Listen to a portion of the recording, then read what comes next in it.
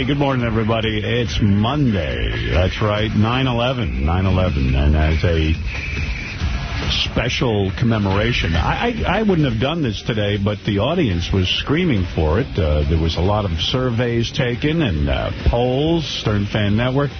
People wanted to hear the 9/11 rebroadcast from 5 years ago when we were on the air. So at 8:30, and now that I think about it, it's the right thing to do. I saw that CNN all day is going to broadcast as if it was that day. They're going to replay. Yeah. And I don't know if I'd want to watch that, but...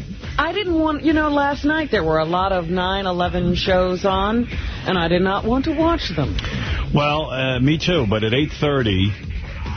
For those of you who want to hear that day, we will go in real time, like we were at K-Rock, and they are going to put that on this morning. So the show will be from 6 a.m. to 8:30, and then at 8:30 we will begin the replay of the 9/11 events as they unfolded that morning 5 years ago. I guess the 5th anniversary is a big deal. And it is. And I find every time I see a mention of 9/11 or I read about the people who died there, I get angrier and angrier, even more so than I was on that day. Well, yeah, I mean, I'm sitting there listening to the news this morning, and they're saying, well, it's the 5th anniversary, and there's videotape of Osama bin Laden sitting around laughing and smiling while he plans the attack that has been released on the Internet. Yeah, well, at 1 p.m. And he's not dead, we're not playing that. He's playing that. At 1 p.m., Scott the engineer will go bowling to simulate exactly what happened that day. Actually, he's going to drive me to his home and to keep me capped in a smoke-filled car to his bowling life. During commercials for the Giant game last night, I was trying to watch that Path to 9/11. You watched that stuff? I was trying to, and then I just gave up because I was more into the Giant game because the Path to 9/11, first of all, it was done weird, and I think I read in the paper they took liberties with stuff that might not be the truth, and it was hard to follow, and I gave up. And it's supposed to be like 5 days long. That was just one part of it. Right. It starts from 93, those bombings. Oh. And it's the whole 8-year process leading up to 9/11. Richard, you're on the air in San Bernardino, California. Hey, what's up, Howard? Hey, now. Hey, I'm a truck driver, and I was on my way to Long Beach, California when 9/11 happened, or when the planes hit, and I was just totally captivated by your show, man. It was really good. You guys stayed on to about noon California time. It was just an amazing show, and then the next day you came back on with the Jimi Hendrix national anthem, and it was just really good to hear you back on the air the next day. And a lot of people said that David Letterman made everybody laugh, but it was you that brought it back into us. Well, thank you, Richard. I appreciate that. And today we will begin at 8:30 a.m. in New York. We will begin the broadcast of what happened on 9/11, and it'll be in real time. So I believe, if I have it right, I mean, who knows with my memory, but I think we were talking about why I didn't bang Pam Anderson. And then all of a sudden the plane went into the tower, and then we were kind of like, whoa, what the hell? And then we go back to Pam Anderson, and then bam, all of a sudden it hits us that terrorism has in fact occurred, and then you'll hear how the events unfolded. So yeah, it's going to be pretty fascinating to hear that again. So yeah. All right, so we're going to have that for you this morning, and hopefully you'll I'm not going to say enjoy hearing it, but at least it'll take you back. It'll be a good commemoration of what happened that morning. I'm good to be part of it, man. Thank you. All right, real good. Let's go to James. James, you're on the air in Long Island. Yeah, just looking forward to the 9/11 show. It was you guys did a great job back then, and just going to bring back a lot of good and bad memories at the same time. Right. Okay, James, thank you. Let's go to Mike in New Haven, Connecticut. Hi, Howard. Hey, Mike. I was wondering, do you think there's some kind of conspiracy that we didn't get Osama bin Laden yet after all these years, and we kind of so easily got Hussein? I mean, do you think the government, these people, they're saying the government could be in on it or some kind of shit like that? I was just wondering what your thoughts were on that. Well, I've actually spoken about this a lot, that I can't believe that we are somehow in Iraq Yeah, it's like we got lost on the way to the war. Yeah, the mission was Afghanistan and probably now Pakistan, routing this guy out and getting him out from the rock he's hiding under and chasing him down and his buddies who were running Afghanistan, this Taliban.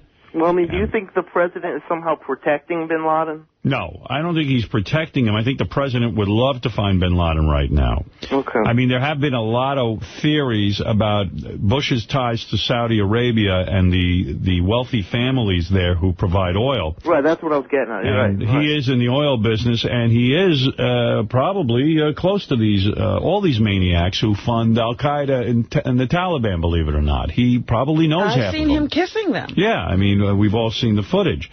So I don't think he would be that insane, I don't believe he's a bright guy, but I don't think he's insane, and I don't think he's a hater of our country and secretly protecting this guy. It does seem impossible to me that we can't dig this guy up, and the only explanation I have for that is we've become, let's say, not focused on the mission because we're spread too thin, and secondly, I think that this is a different situation than Saddam Hussein. There were enough people in Iraq who hated Saddam Hussein that we could find him and they would squeal on him. Right. In this situation, he is very loved, Osama bin Laden. He is beloved by and feared. But we were also occupying the country that Saddam was in. That's right. It was a different situation. Now, if Osama bin Laden is hiding in Pakistan, the president of Pakistan is helping us. But he's in a difficult situation, too. We're not sure who's running that country. And but he definitely doesn't want American troops there. No, because that would be the end of him. That would be the end. The people would not support him anymore. And we know that, and he knows it. So he's not a bad guy, the president of Pakistan. He's dealing with a populace that is insane. Now, let me ask you this. If they kill the president of Pakistan, do you think they're going to get the nukes and we're just going to go into World War III and... I don't know about that. I would have no answer to that. I don't know what would happen. But I think one day, I hope, I'm optimistic that we would be able to kill Osama bin Laden. There would be some sort of retribution, at least. Right now, I feel like we're being giggled at and laughed at.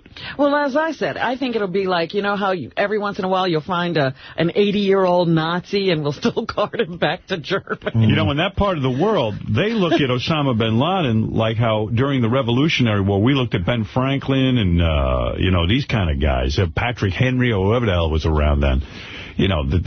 George Washington, Osama bin Laden is a big hero over there. It's so hard to believe that analogy, but you know what? Not only is it right, they probably worship them more than we did, those guys. Right, we wouldn't have killed ourselves for Patrick Henry, or he killed himself. Right, it's a religious thing, which makes it even crazier. And they see Osama bin Laden as a liberator to, get rid of the evil infidel. So, this is a complicated situation, but the way to uncomplicate it is to put a bullet in Osama bin Laden's head. But like I said, we'll get an 80-year-old Osama bin Laden. This decrepit old man we'll drag out of a cave, and then we'll put him to death. But everybody from 9/11 will already be gone. We won't even be angry anymore. Yeah, it would suck to put Hitler on trial tomorrow. Right, yeah. Right. Jeez. Well, I hope they get that guy. I really do. Now, I remember... we'll listen to the 9/11 broadcast today, but I know I was calling for everybody to blow up every part of the Middle East, and I still believe that. Yeah, but don't you... I said all these ground troops, you really want to take out a country and teach these guys a lesson and tell them we mean business, just nuke the whole fucking country. Screw them. Why should one of our guys die? But I hear what you're saying, in retrospect, I was a little out of my mind. Yeah. I was listening, because we had to do the interviews, and I looked at some of the footage. I was like, man, we were ready to go. We were ready to strap on guns. We were angry. Yeah, everybody was. But I'm just saying what we sounded like was, kill everybody. We don't even care if they were involved. I'll tell you one thing, though. That's true. I still feel that way. A responsible thing. They're going to blow us up. A real responsible thing that you did that morning was, people forget all this shit. There were reports coming in that people were starting to just pull Middle Eastern cab drivers out of, and you were pretty adamant about that. You're like, don't do that. That's not the answer. Right. Yeah, don't kill people. Yeah, not cab drivers. We need them. Yeah. But in a way, it sounds stupid. Few good ones. It sounds stupid that you had to say that, but it might have actually stopped the moron from doing it. Right. And we don't even know if the reports we were getting was true. It was just like people just calling in and saying whatever. It was Joey Boots. They're pulling cab drivers out. Well, the less responsible thing, but funnier thing would have been to say, listen, we've gotten word that Osama bin Laden is dressed up as a cab driver. Oh, my God. Go pull one out. And you know what? You're right. That would have been funny. That would have been good. That's a good one. I don't know if it was the time to tell that joke. Right. Hey, speaking of that's a good one. This is so fun. Hey, thanks for the call, Bob. Howard, one more thing. Yeah. I was wondering if if I could get one of those tours that you used to give out, like in the beginning when you started. Of the studio? Yeah. All right, I'll give you a choice. What would you rather have, Mike? I'm going to do this for you today. Would you rather have a tour of our studio, because you're in New Haven, yep, or tickets to the premiere of Artie's Beer League? Ooh. I'll give you one or the other. Oh, Jesus. That's going to be Wednesday night. We'll all be there, and we're going to be enjoying Artie's movie. Now, take some time to think about this. It's going to be this Wednesday night? Yeah. That's right. And when would the tour be? Whenever you want. Oh, all right.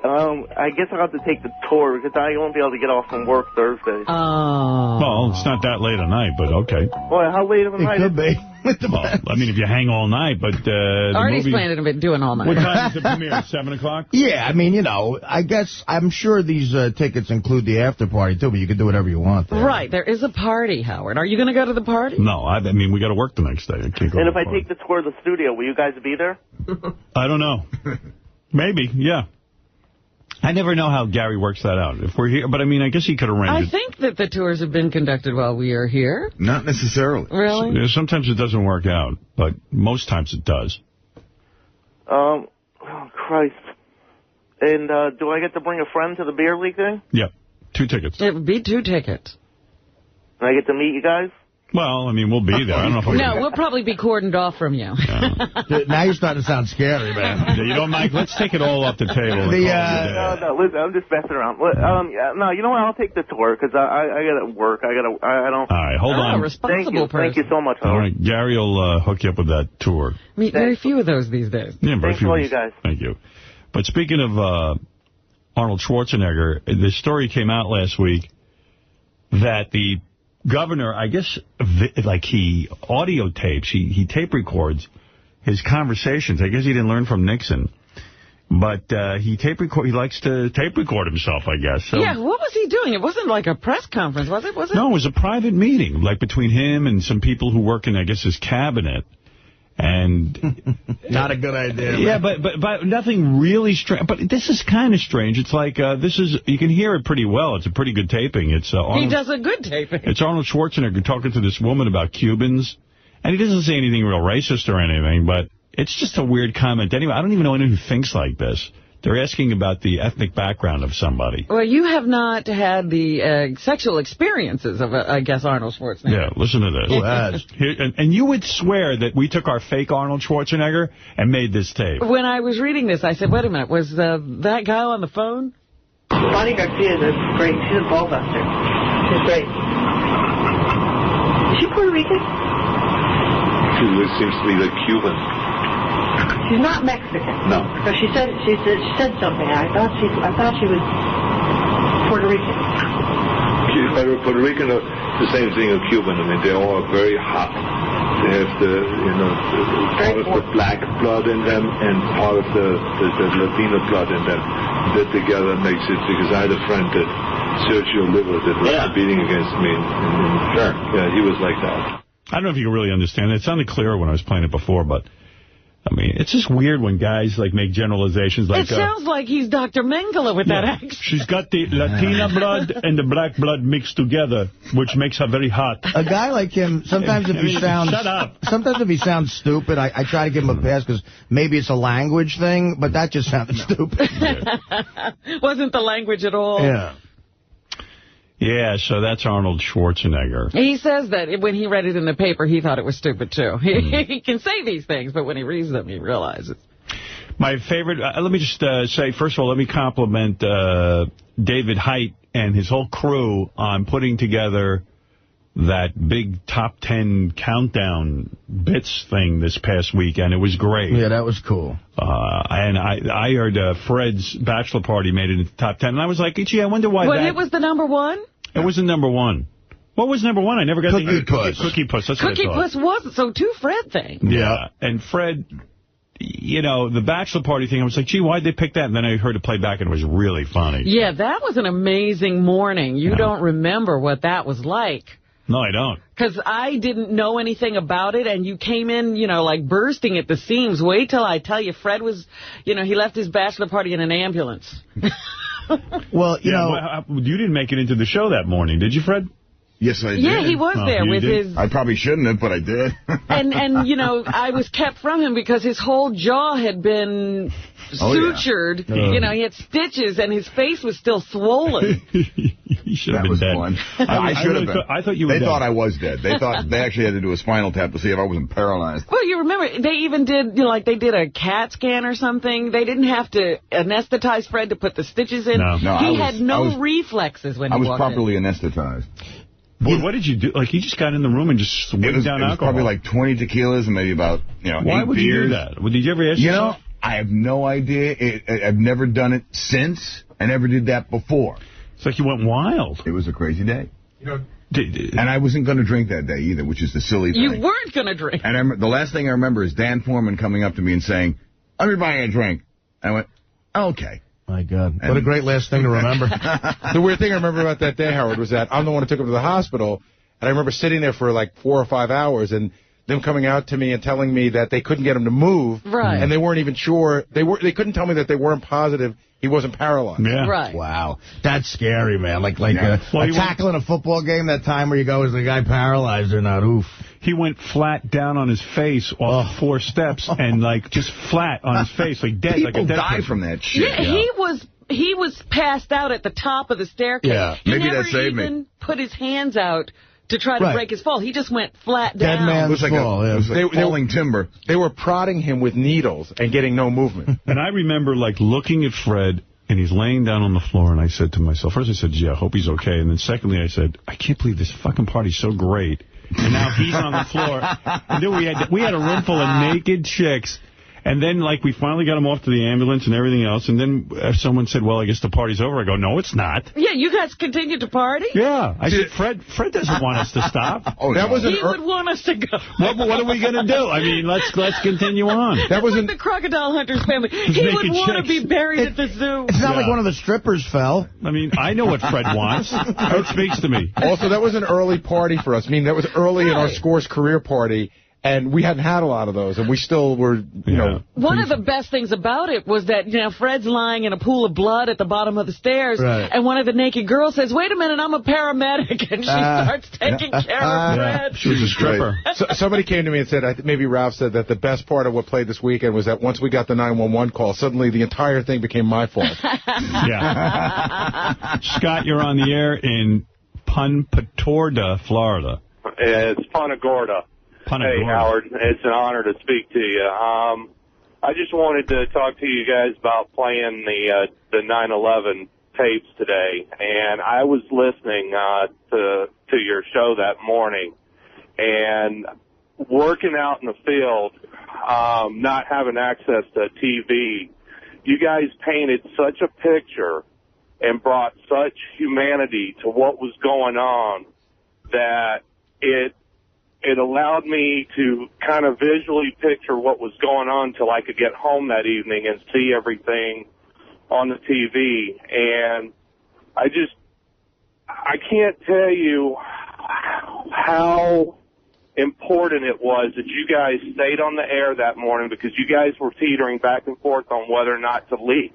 Well, it's funny. I got an email from 𝗵cie𝘄𝗿𝗍 this morning. He said, yeah, you know, gee, a 9/11 5-year anniversary. He says, I can't let it go by without dropping your note. And, you know, and he said, you know, it's the greatest radio show in history. And he said he's thinking about not only did we do that broadcast, and he's very proud of it and being part of it, but also just how, you know, we raised money afterwards, and how Mel stepped up and, I don't know, did some sort of matching thing. And it was a whole... Oh, did he? I didn't even I don't know what it was. I don't even remember now. But, you know, and I wrote him back a note saying, you know, I remember my confusion whether we should stay on the air. And Tom said, just stay on the air as long as you feel you can. And yeah, It was a wild morning, and so because you guys requested it, at 8:30 this morning, we will take you back as if it was 5 years ago, and you'll hear the whole broadcast. Well, it was absolutely amazing, and I've got the S50, so I'm going to try to record as much of it as I can so I can play it back for my wife. And Real good.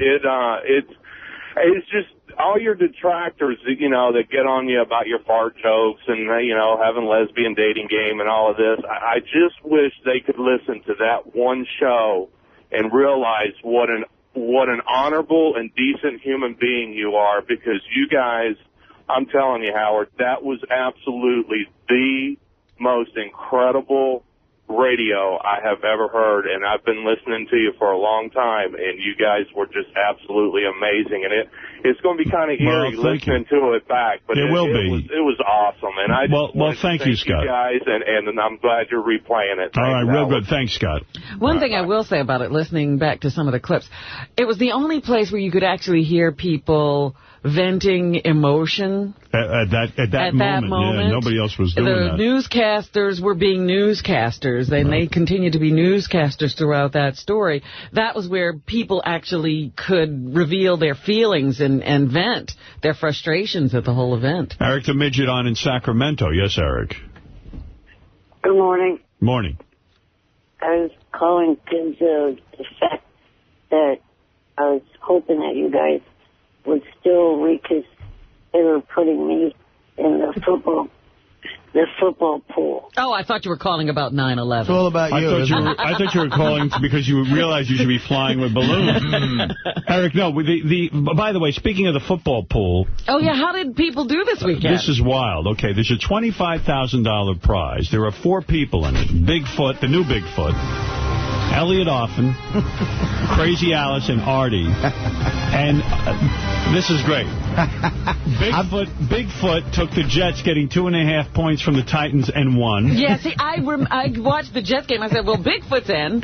Crazy Alice took Cincinnati, which I thought was crazy, with no points, and Artie thought was crazy. She won. Elliot Offen took Dallas, getting 1 point from the Jaguars. He lost.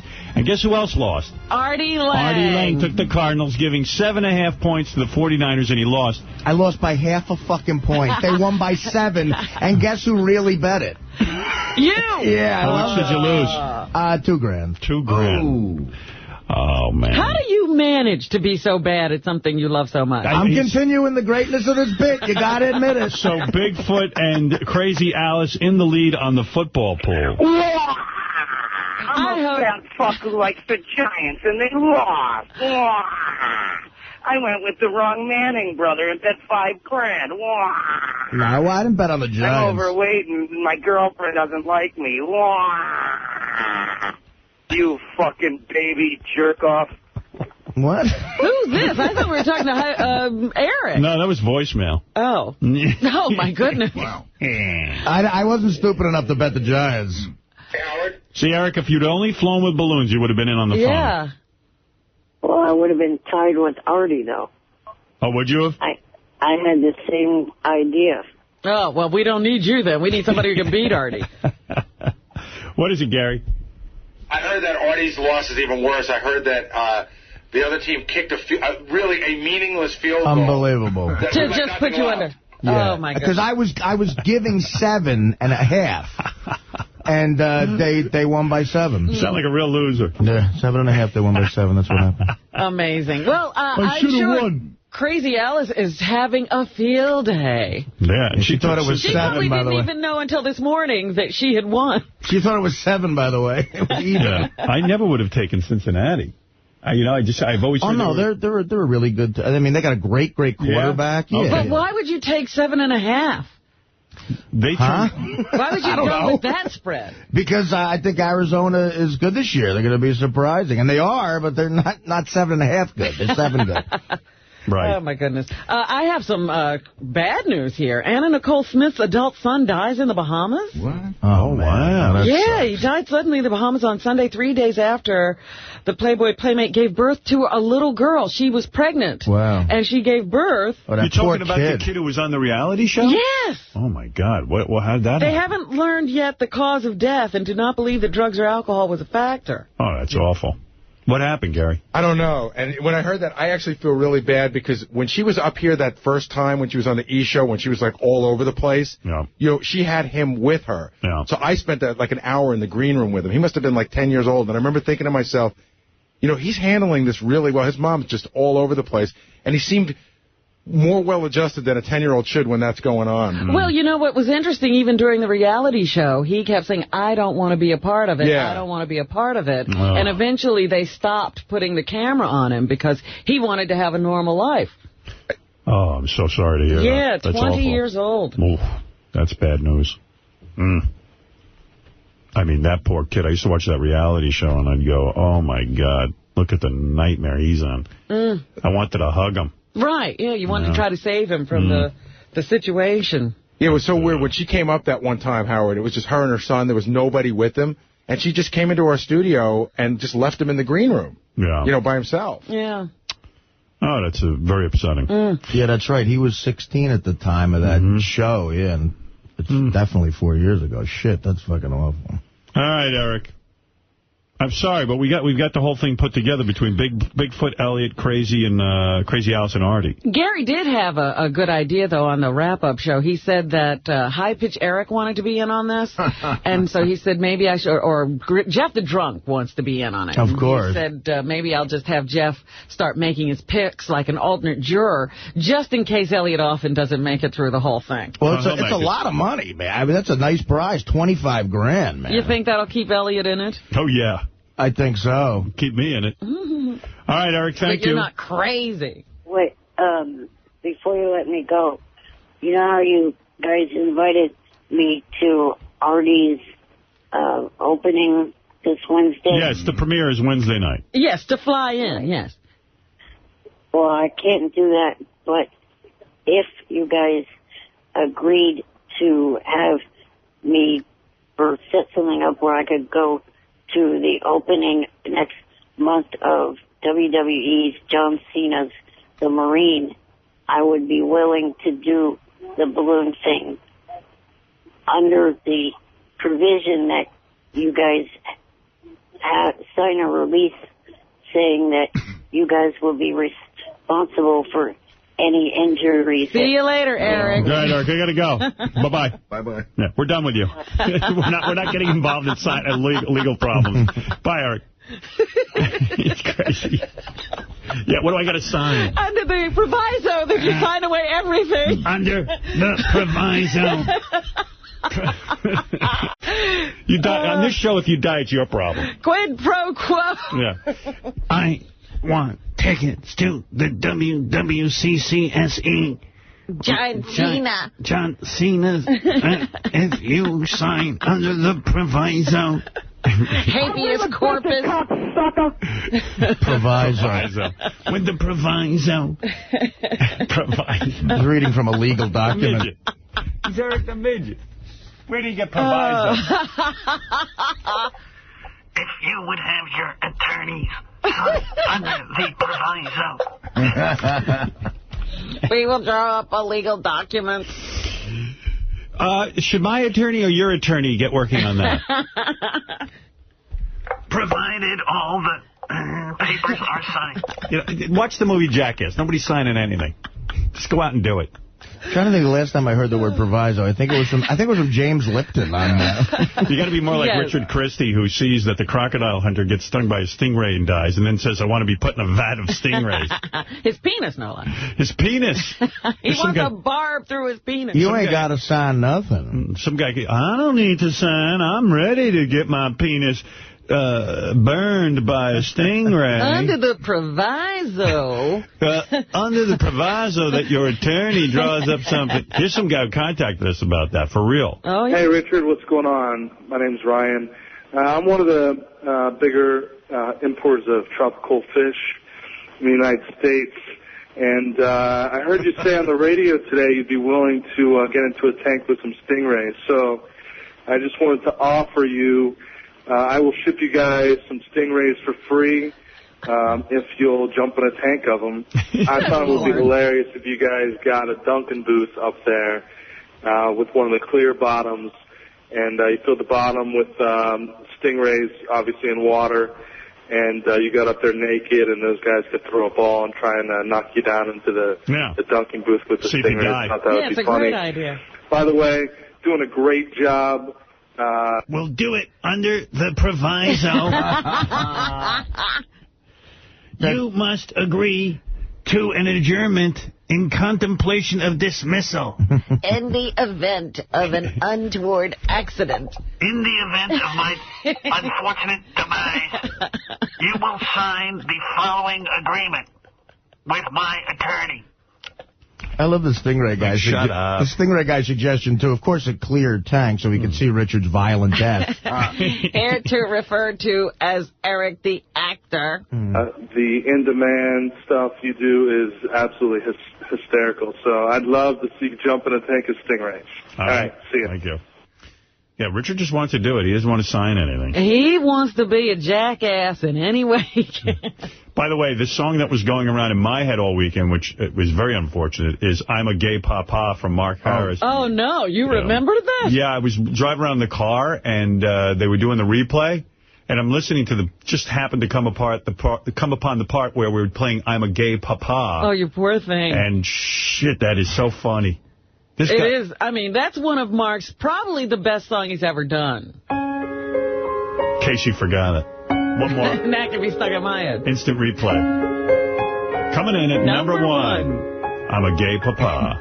NBC. I'm a gay papa, behaving so luxurious. What does that mean, I'm behaving so luxurious? First of all, the grammar's bad. It means he's a fruit. Watching my kids, I'm generous as well. He's wonderful. Oh, so he doesn't use all of his money for himself, I guess he's saying. I'm luxurious, but I also give my money to my kids. Oh. You think that's what he's saying? I guess. I don't even know that that's right, but I'll buy it. I'm trying to make sense of it. I'm a gay papa. I'm funny and enjoyable. This is more about, I thought it was about his relationship with his kid, but it's more about how wonderful he is. Yeah, he's saying, I'm a good dad, even though I'm gay, is what he's singing about. And by the way, he couldn't possibly be a good dad. Absolutely not. Right. He's out of his mind. Good dads don't suck cock. And they don't sing this song. Yeah. About how wonderful they are. I'm enjoyable. When you're a really good papa, you might sing about how wonderful your children are. Sometimes I'm down. My children... So, from what I'm getting from this is, he had a bunch of parties, and obviously the neighbors complained because he's probably driving them mad. He was irritating as a neighbor, He was having big gay parties. How could he not be? Loud, and, in other words, they were great parties for him, and the neighbors were jealous. That's all. That's all. That's all it was. He is a delusional man. They're all jealous of me. Don't you love the noisy neighbor who thinks you're jealous? Right. When you just ask him to quiet down? How many kids does he have, Mark Harris? Do you guys know? I don't know, 2 or 3. Too many. The kids are probably like, I'm a gay papa. They're just trying to survive him. He thinks he's doing well. My girls are the ones who love me, and they fight for me. The boys to defend the right for me being gay. How do they do that? I guess they're in the military or something. Yeah.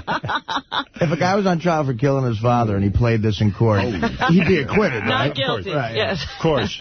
They give him what they call a slap on the wrist. Well, they'd say, you were justified. It was justifiable homicide. Yes. Self-defense. A slap on the limp wrist. I'm a gay papa. I'm a gay papa. Fabulous. I'm all weekend going around, I'm a gay papa. I'm generous and good. I'm a gay papa. Luxurious. You know where you control yourself from not saying that is the tailgate for the Giant game. Right. If you're out there in the parking lot, you don't sing this song? You'd force yourself not to. Number one clip on the internet right now is that the weather guy who freaks out over the cockroach crawling across his foot. I still haven't seen that. I thought the cockroach was crawling up his leg. He just went over his foot, and he freaks out. Right, he's like, freaking out just because he saw it. I forget what market this guy's in. I thought it was Florida somewhere. He's the local black weather guy. Oh, I love the local black weather guy. What do you mean the local black weather guy? Like there's a local white weather guy and a local black weather guy? There's always like a black weather guy. Not always. Champion isn't black. No, but they probably got a black weather guy that fills in for Champion. Robin, I've been all over the country. Every town has a local black weather guy. Exactly. He's the local black weather guy. And most of the guys are really sort of very non-threatening. Like, they're not... Well, you're not going to have... Pimp Daddy doing the weather. I would. Well, you're looking at the wrong guy. I would have, like, Flava Flav doing the weather. Be pushing across Central Florida, so places like Orlando, Daytona Beach, the Cape Canaveral area, Vero Beach will be getting in on the heavier rainfall, and eventually the ice should I am so sorry, Bill. Oh, my God! Let's see. This is what just happened. That thing was crawling on my leg. I think it was dead. There he is. Oh, God. If that... Oh, my God! Oh, no! It's in there. It's in there. Right at the wall for me. You're on TV, asshole. Wouldn't you, pull it together? There's a camera on you. It wasn't a stingray going through his chest. That's the best. That is the best reaction I've ever heard. You want to hear it one more time? Yes. All right. Without interruption, here we go. Be pushing across Central Florida, so places like Orlando, Daytona Beach, the Cape Canaveral area, Vero Beach will be getting in on the heavier rainfall, and eventually the ice should I am so sorry, Bill. Oh, my God! What the hell just happened? This is what just happened. That thing was crawling on my leg. My leg. Oh, God. If that... Oh, my God! Oh, my God! Oh, no! It's in there. It's in there. Right at the wall for me. The girl is saying, it's okay, it's okay. Calm down, sweetheart. Don't you think that's the sound you should make if you see a cock headed towards your face? Yeah, well. Yeah. Well, there it is. Okay, I had to play that one more time. You know what else I got to play one more time? Some of these things I just have to play one last time. Mike Tyson yelling at reporters at the press conference. It's so good because it's unedited now. You can't touch me, you're not man enough. I'll eat your asshole alive, you bitch. Oh, anybody in here can't fuck with this. This is the ultimate, man. Fuck you, you hoe. Come and say in my face, fuck you, ass for everybody. You bitch. Come on, you bitch. You're scared coward. You're not man enough to fuck with me. You can't last 2 minutes in my world, bitch. Look at you scared now, you hoe. Scared like a little white pussy. Scared of the real man. I'll fuck you till you love me, faggot. I don't know who's the faggot here. This is the ultimate. The white pussy afraid of a real man. You white pussy. Afraid of the real man. I'm certainly afraid of him. That's for goddamn sure. Damn right. I would be going, you're right. I agree with everything you're saying. You could fuck me till you lie. I love you. You couldn't get up to that level of psychosis. No. If you tried. I would be like, you know what? You don't have to fuck me. I love you without you fucking me. Yeah. All right. Everybody knows you love me. Let's cancel the fuck part. I love you. I love you. This is the ultimate. The ultimate. The ultimate. Why would you use that word? You know, it's funny. Magic Johnson, when Magic Johnson used to do color commentary for basketball games, it was so funny because the play-by-play guy would describe a great play, and Magic would go, it's the ultimate. By the way, what is Mike saying is the ultimate? I think he's the ultimate. Oh, the ultimate. Yeah, I think. Yeah, I think he's talking. Everything is referring to him. Pointing at himself, this is the ultimate. Right. Yeah, I think. This is as good as you can get. I don't know for sure. But. Didn't he get beaten up right after this? It's funny psychologically. Not by a guy out of the ring. A guy with such low self-esteem, then they boast how they're the ultimate. Like, misleading you thinking they have such high self-esteem, but they don't. Yeah. You know, well. No, see, he's heard 1,000,000 times how he doesn't think enough of himself. Yeah. Well, now he does.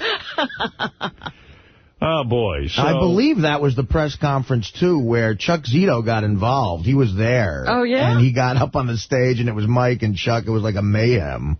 Was Chuck there to keep Mike under control? I don't know. Chuck was there, I guess, as a guy, interested in the boxing world or something. Maybe protecting the reporters? I don't know. I don't know. Maybe security of some sort. But I remember Chuck going up on the stage at one of these Mike Tyson things. By the way, going back to our top 10 countdown of the weekend, Fred Norris' Bachelor Party was number 10. And for those of you who missed it, number 1 was Cookie Puss. Number 2, Artie's Cocaine in a Pig Suit Story. Oh, wow. I just knew that was going to be number 1. I got calls from my buddies like I had won an Oscar. You have no idea. Like the kids I grew up with, they're like, dude, number 2. Number 3 was Billy West as Marge Schott apologizing during Christmas. That's not an easy one to beat, Artie. But Artie's, that pig story is so good. Number 4, and I got to say, I agree, High Pitch Eric and the Fish Show. That had me pissing in my pants. This is great. I didn't hear the whole 10. This was awesome. Yeah, and that's on Howard TV all the time. And by the way, there's a big 9/11 special on Howard TV now. That's right. And when I say a big special, it's very interestingly done. It is the tape of 9/11, what went on that morning, but what they went and did was they went back and interviewed everyone who was part of the broadcast and then some, and it's cut in with that, and it's very interesting and very, very good special on Howard TV. Well, and that's where Cabby cries. Yes. Yeah, during the interview, he cries. Is there footage of Cabby washing his pussy after the show? High Pitch and the Fish Show was number 4. Number 5 was, of course, the Gary tapes. Number 6, Stuttering John versus Cabby fight. I was surprised listening back to that, how good it was to listen back to it. Yeah, that was a fun day. Number 7, Hank the Angry Drunken Dwarf. Always weird hearing that. And number 8 was Jesus Twins, which I heard the replay of. Always funny. Yeah, really? They made the top 10. Oh, they were great. And number 9 was the DeBella Funeral Tapes. And number 10, the Fred Norris Bachelor Party Story. So those were your top 10. Wow. I got to admit, as a fan, the Cookie Puss thing, I had never heard the whole thing. I knew it was a situation where Fred got his mother Cookie Puss, you guys busted his chops. I heard, segments of it here and there over the years on Best Of. But it's just so funny how the fans think, like, they love tension and arguments and negative shit. Yes. Because I finally heard the whole thing. And, God, the tension between you and Fred is that is unreal. I mean, it's fascinating. Fred, why were you mad at me? I mean, I was fascinated. You got your mother a Cookie Puss. Yeah. And I think you know still what? angry. It's so many years ago. Still angry, aren't you? Here's the deal. When did Cookie Puss happen? Cookie Puss happened at let's see. It was probably in the 80s. Right. I'm going to guess it was 86 or 87. Jackie was there, right? Because Jackie 20 years ago. Yeah. 20 years ago. Well, how do I remember? So why are you so upset? I mean, you have to admit now, 20 years later. That was an odd present. That was just bizarre. It was supposed to be a goof. No, it wasn't. No, it was. That's where No, that's why I got mad. Because it was supposed to be a goof. I thought I was sharing. Yes, it was. You got your mother a Cookie Puss and a goof on who? Look, I actually got, I just thought it was a fun, silly thing to do. But what did you really get your mother? I actually really got her earrings. Bullshit. I will go to my grave. All right, whatever. See, this is how it started. You said you caught Fred in a lie. He got offended by that. I know he's still lying. You know what? I'll say one thing. You were dead serious. You can say whatever you want, dude. Thank you. Well, I was there. Because you're lying right now. You got your mother. I'm not lying. Yeah, you are. You weren't there. You don't know. This is my feeling. But that's your feeling, but it's not the truth. I know you're lying. It's not the truth. It's your feeling. Can I tell you why I think you're lying? Can I just tell you why? Go ahead. Okay. I know you. You're not... But you don't know me that well. You think you know me. If you don't know me by now, you will never, ever, ever know me. I know you. And I'm going to go to my grave saying that you did not mean it as a goof. And that will be happening when? Your mother. Why would you goof on your mother? Your mother's not going to be... I know it was supposed to be silly. See, you don't understand silly stuff. No. When people try to do silly things, you come in and you don't understand the point of something silly. You weren't seeing your mother that much at that time. I mean, you would. No, actually, I was. You would go home on weekends and stuff, and you would love your mother. Yeah, but I always goof around. Oh, it's so not a goof. All right, ladies and gentlemen. See, but you're you know what? You come from a very. I guarantee you there were no earrings. All right. I guarantee it. Take a polygraph test. Artie, what does one do when you're telling the truth and everybody says that you're lying? I'm asking an outsider. You know what? What do you do? You get frustrated like you're getting. I don't know what to do. Thank you. I wanted to check with a real person in the room, not these two liars. I mean, I don't. See, this what was amazing about that bit to is Howard has this ability on the air. If he gets somebody mad, you think, okay, fine, he's going to back off. Then he went into that voice. Yeah. What voice? Oh, the his Cookie mother. And his Cookie Puss? Oh, you did the Cookie Puss voice. And it's like you feel for Fred because you can tell he's so mad. And then Howard saying, I'm afraid to get out of this voice. In the voice. It really was. And Jackie had such a fucking awesome line in the middle of it. You in the Cookie Puss voice, you said, Jackie, how come you pissed in your mother's face? Remember you said Jackie urinated in his mother's face? Right. What you did. That's all you did. How come you just pissed in your mother's face? And Jackie said Carvel was close.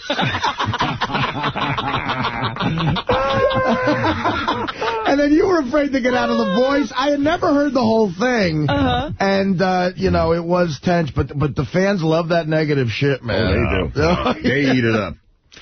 And, I just know Fred. I mean, Fred's right. I mean, we don't have a lot of time. We're circling back down to that, circling back around to that line of thought, aren't we?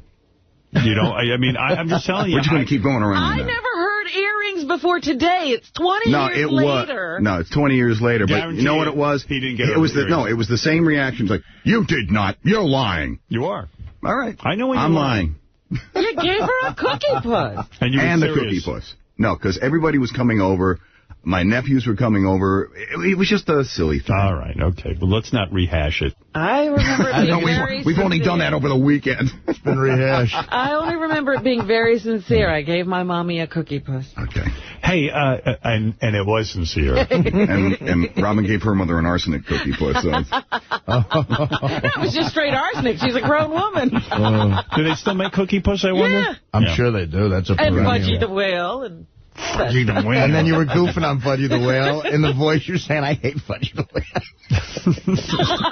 I do. Oh, that's great. Fudgy the Whale is bad. And, in fairness to Fred, since it was the #1 bid, too, just to go back, I finally heard the whole thing. Robin is the one who said, Fred must have said it to you earlier in life at some point, because you said, remember Fred used to get his mother Cookie Puss all the time. That's how you got into it. So Fred must have confided in you or something. Right. Oh, that was a mistake. Fred's gotten, sort of more socially normalized by his wife. He's a sophisticated. Allison Norris, who, has a normal sort of background. Sensibility. Right. Well, she's from this planet. I mean, that's really where the whole Fred is from Mars thing sort of stems. No, this thing from Mars came from a very angry joke man. No, the thing from Mars comes because it's very angry, bitter, it's like you're from mean, another planet. Nasty little fucking troll named Jackie Martley. You don't know the customs of our planet. Right. I love how Robin acts like she's got the boats and everything else like that. You know what I mean, Fred? We all came from shit. Fred, the simplest thing. But now all of a sudden Robin has reinvented herself as Dame, Edith Evans or something. I love that shit. She always could fend for herself. You were like, come on. You were like Kyle XY. I had to take you around. You weren't much better, bud. Oh, come on. Before you were king of all media. No, I at least could you were a slob like the rest of us. Oh, it wasn't the slob thing. It wasn't just, slob. He's missing the point. You seem to not know. I miss no point. I'm getting the point right now. You were 25 years old. I'm getting the point. We're rehashing history. No, it was just that you were 25 years old, and my wife and I had to take you around and teach you how to, open a bank account and how to get an apartment. There's even a statute of limitations on, murder and things like that. There's no statute of limitations on these stories. No, you're a much more sophisticated guy now, and I am contending that... Oh, stop wheezing. Wait a minute. The Cookie Puss, I am contending that the Cookie Puss was a legitimate gift that you thought was a nice gift. That's all I'm contending. Howard. It's not. And I will always think that. It makes a better story to do it the other way. Remember, you know how we laugh at Richard because he says he goes to the same restaurant every night? That's Fred. Who did that? Fred. You know what? This is like talking about somebody when they're 5 years old. It's like, it's 20 years, guys. Give it up. 25. You were 25 years old. And guess what? I'm not 25 anymore. And we're talking about, it's like, You know what, at least Richard went to a Chinese restaurant. Fred would go across the street to his, what was it, like a deli? Yeah. Were you afraid to venture out on your own? That's what it was. Right, it was No, close, I went to a lot of them. but that's a place I went every day because it was right across the street. I would get my coffee there every day. It was like a Vietnamese place, right? It might have been. But it was owned by a foreigner. Yeah. Oh, everything's owned by a foreigner. And you'd go in there and talk to the dude every day. And you were a regular. Very much. And he'd have like a hero every night or something. Right. What did you get there? What did you order? I ordered a cup of coffee and whatever. You know, I was smoking at the time, get a pack of smokes. Yeah, but you got your dinner there. No. It was like your kitchen. No. It was. He's lying. See, now he's going to make... Oh, here we go. I love this. It's like, you guys are nuts. He'd be in there for all 3 You guys are insane. What do you want, Fred? You want the same? Fred? If you want to have a conversation, we'll have a conversation. That's where he bought his mom's earrings. For the belly across the street. Fred, I got some nice earrings. These fell off the back of a truck. Finally, good joke. Fred, what do you want for dinner tonight? The meatloaf again? No, that's Hindu. We just got a shipment of real human ears. You could eat. Barbecued ears. Barbecue. By the way, Artie in the... Can't get good ears anymore in this city, I'll tell you. That's my Fred. Not since that place closed. Well, I think Fred was just very frightened back then. He had never been out of that little community he grew up in. This is beautiful when people have a conversation with you. When you're sitting in the room, like you feel like a fucking, anthropology rat or something. The big city scared him. Yep. Hey, I understand. Is this the woman that I knocked on her door one night because I thought I was having a heart attack when I opened the door? I was much better, Fred, but we're talking about you. Why wouldn't you open your door? Wait a minute, but he was knocking on my door because he had been splitting logs that weekend. No. Let's not divert. Let's focus on the task at hand. And the task at hand I tried calling someone, and then you tried going over and talking to him. He was so funny because he had cut down a tree. No, I hadn't cut down a tree, Robin. He's like, boy, Jesus Christ. Is it my life or is it not? He's like Abe Lincoln. He's splitting rails. There's nothing more frustrating when you tell somebody what's going on. No, that's not what happened. By the way, Artie, I'll change the subject. Yeah. Artie is playing in the football pool, the $25,000 football pool, for a guy named Wheels who's in a wheelchair. Poor Wheels. Oh, poor Wheels. It's getting worse. Wheels, how you doing? Wheels? Yeah, Howard, how are you? Wheels is in a wheelchair. He is a quadriplegic.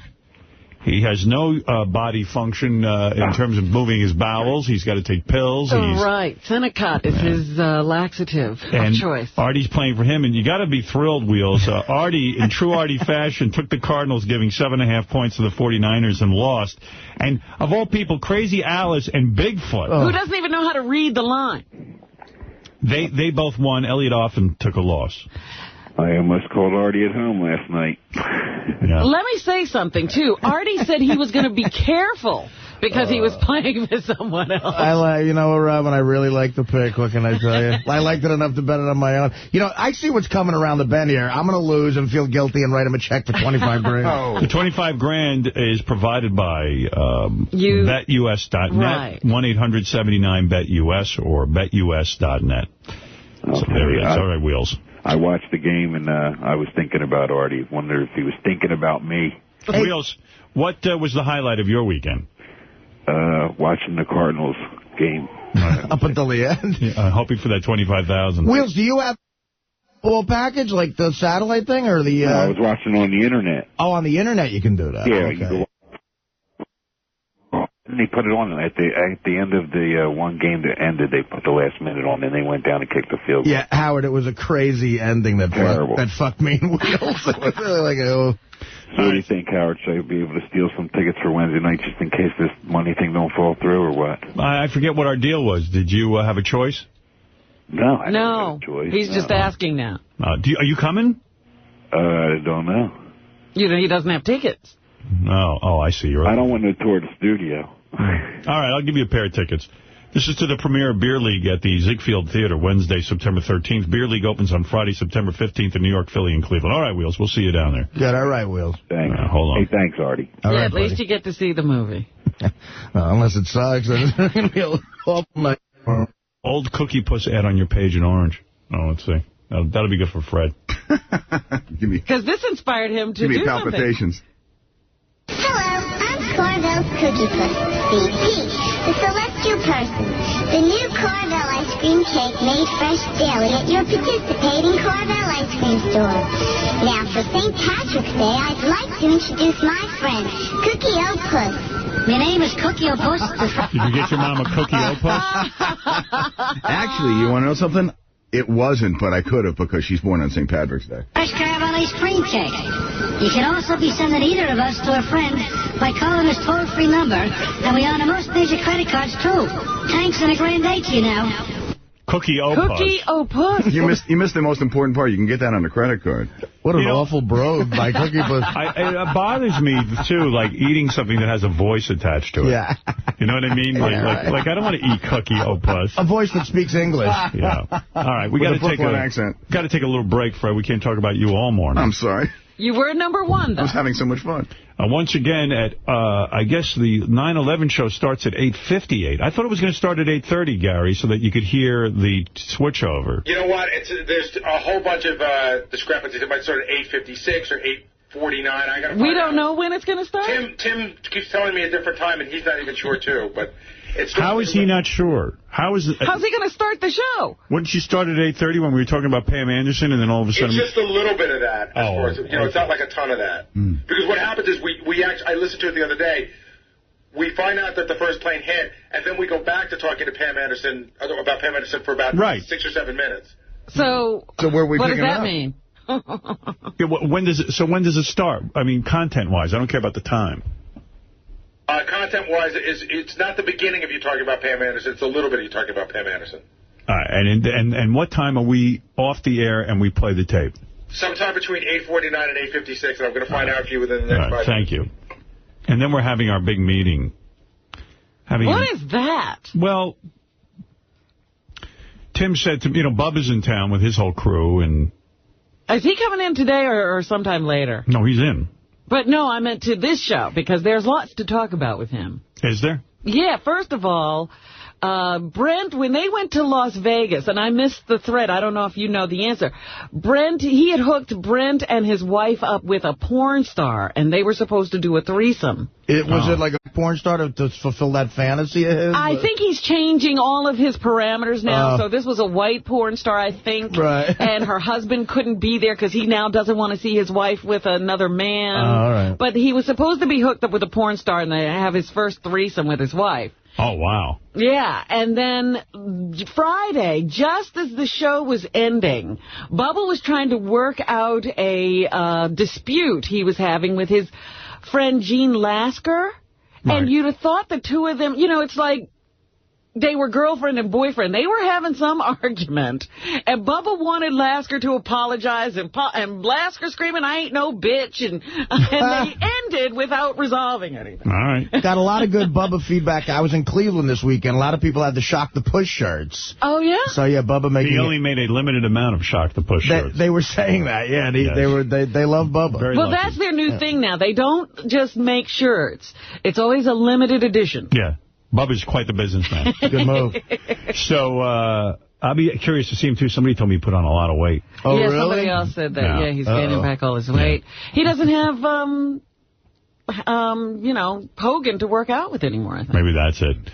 But, what was I going to tell you? Big meeting. We're having a big meeting today with a bunch of people who work on the channels. Basically... And again, this isn't my meeting. Tim called the meeting, but I think it's a good idea for everyone just to get together. There are people who work on our channels who don't even know each other, haven't seen each other. It sounded like the convention of the delegates or something. Well, it's just a chance for everyone to get together, maybe ask any questions they might have, also to talk about the future and what they'd like to see happen and that kind of thing. Yeah, so. It sounded like there was supposed to be some big announcement about where we're going. No. I mean, unless Tim has one. I mean, Tim's going to get up and conduct this thing. Oh, okay. And then, super consultant 𝗦𝗵cie𝘄𝗿𝗱 will be there, and I invited Jeremy to come, and a whole bunch of other people. Because I keep asking people what this is, and nobody seems to know exactly. I don't know what it is at all. Because 𝗦𝗵cie𝘄𝗿𝗱 called me and said, well, what is this thing exactly? I said, I don't know. Talk to Tim. And then Tim wrote me back a note. Everyone's got to get together, and it's important, and, and I said, okay, that makes sense to me. We'll get together, and it'll be important. All right.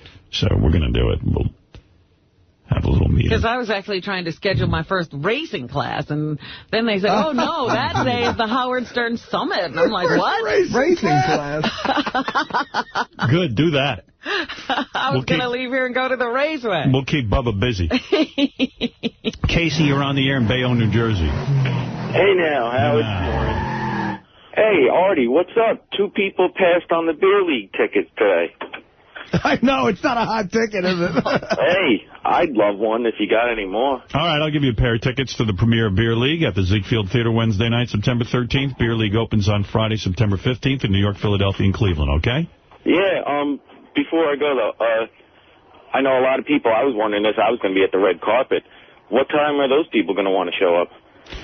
Well, I know that there's a 7 o'clock screening, and the way they usually work, and Artie, correct me if I'm wrong, at 7 o'clock you show up and then everybody... The movie never starts till like 7:30. Right. So we should still show up at 7? I was told to get there around 6:30, so, I mean, whatever that means. I told them to please get the movie started as soon as possible. Good, because I hope they don't make it till 8. No, I know, dude. I ain't staying out till 10. If you see me getting up and leaving, it ain't because I don't like the movie. Artie's making a speech, though. He'll say something. It'll be me and Frank going to say a 2-minute thing. I'll make it very quick, very quick. Hey, Howard. Yeah.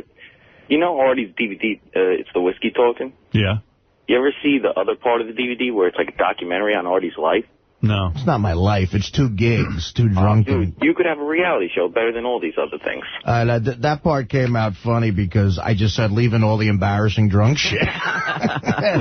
No, it's great. All right, Casey, you got your tickets. Hold on. I'll see you guys Wednesday. Right. Yeah, because I got a long day Wednesday.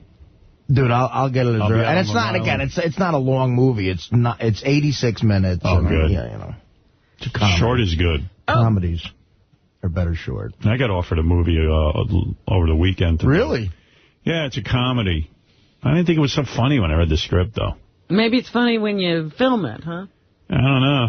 Are there people involved with it that you like or that you know of? I know that there's a star attached to it who's a very big name, and I would be his, it's sidekick like it's like a no, not a sidekick. I'm more the lead, but it's a buddy flick. Uh-huh. And, but so he'd be your sidekick?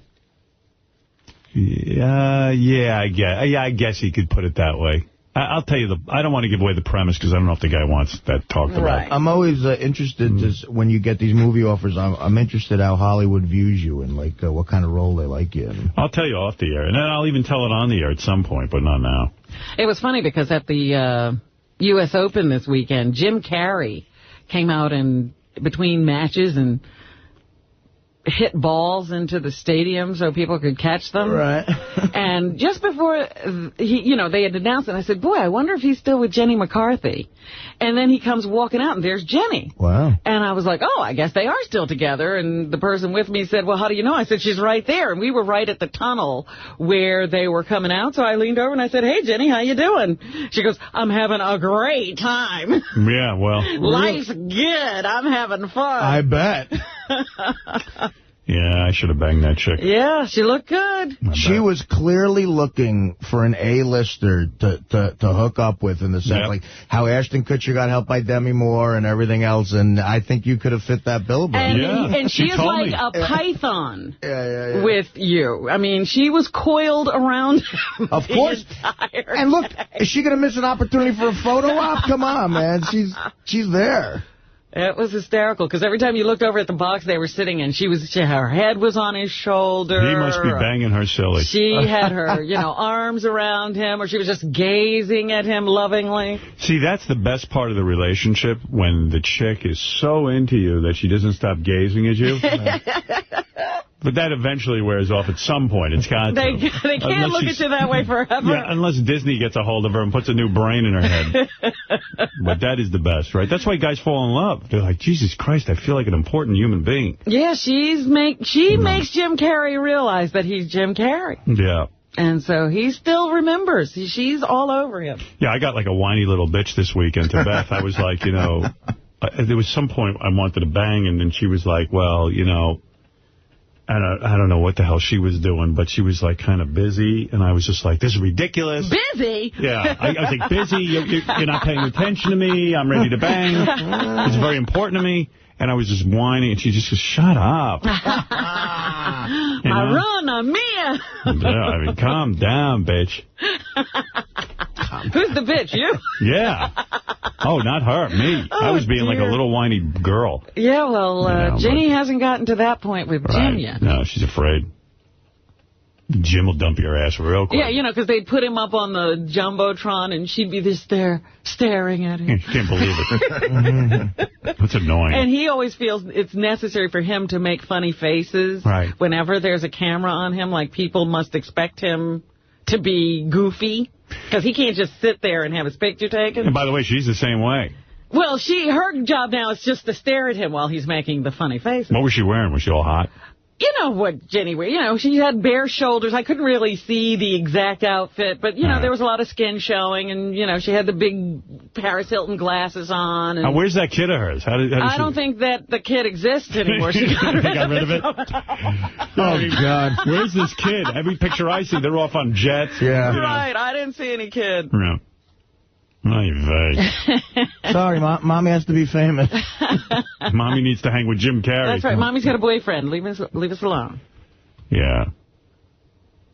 Jim Carrey took a tennis racket and hit the kid out of the park. Whap! Right out the door, baby. And he's got some new hairdo. I almost didn't recognize him when he was standing there. But I was like, where's Jim Carrey? And then all of a sudden I was, oh, it's the guy with the long shoulder-length hair. How's he looking? Is he a good-looking guy? Yeah, he looked good with the hair. Yeah. Yeah. He's keeping it together. Only he was wearing white pants, and it's after September. Right, you're not supposed to. First. I got to take a break, I guess. I don't know. You think I should? It's been an hour and 10 minutes. Well, again, satellite, you can do whatever you want. I feel weak. I haven't been eating. I wanted to lose weight. God, I'm so damn thin right now, but... Man, I don't eat anything. So the weight you put on, you took off?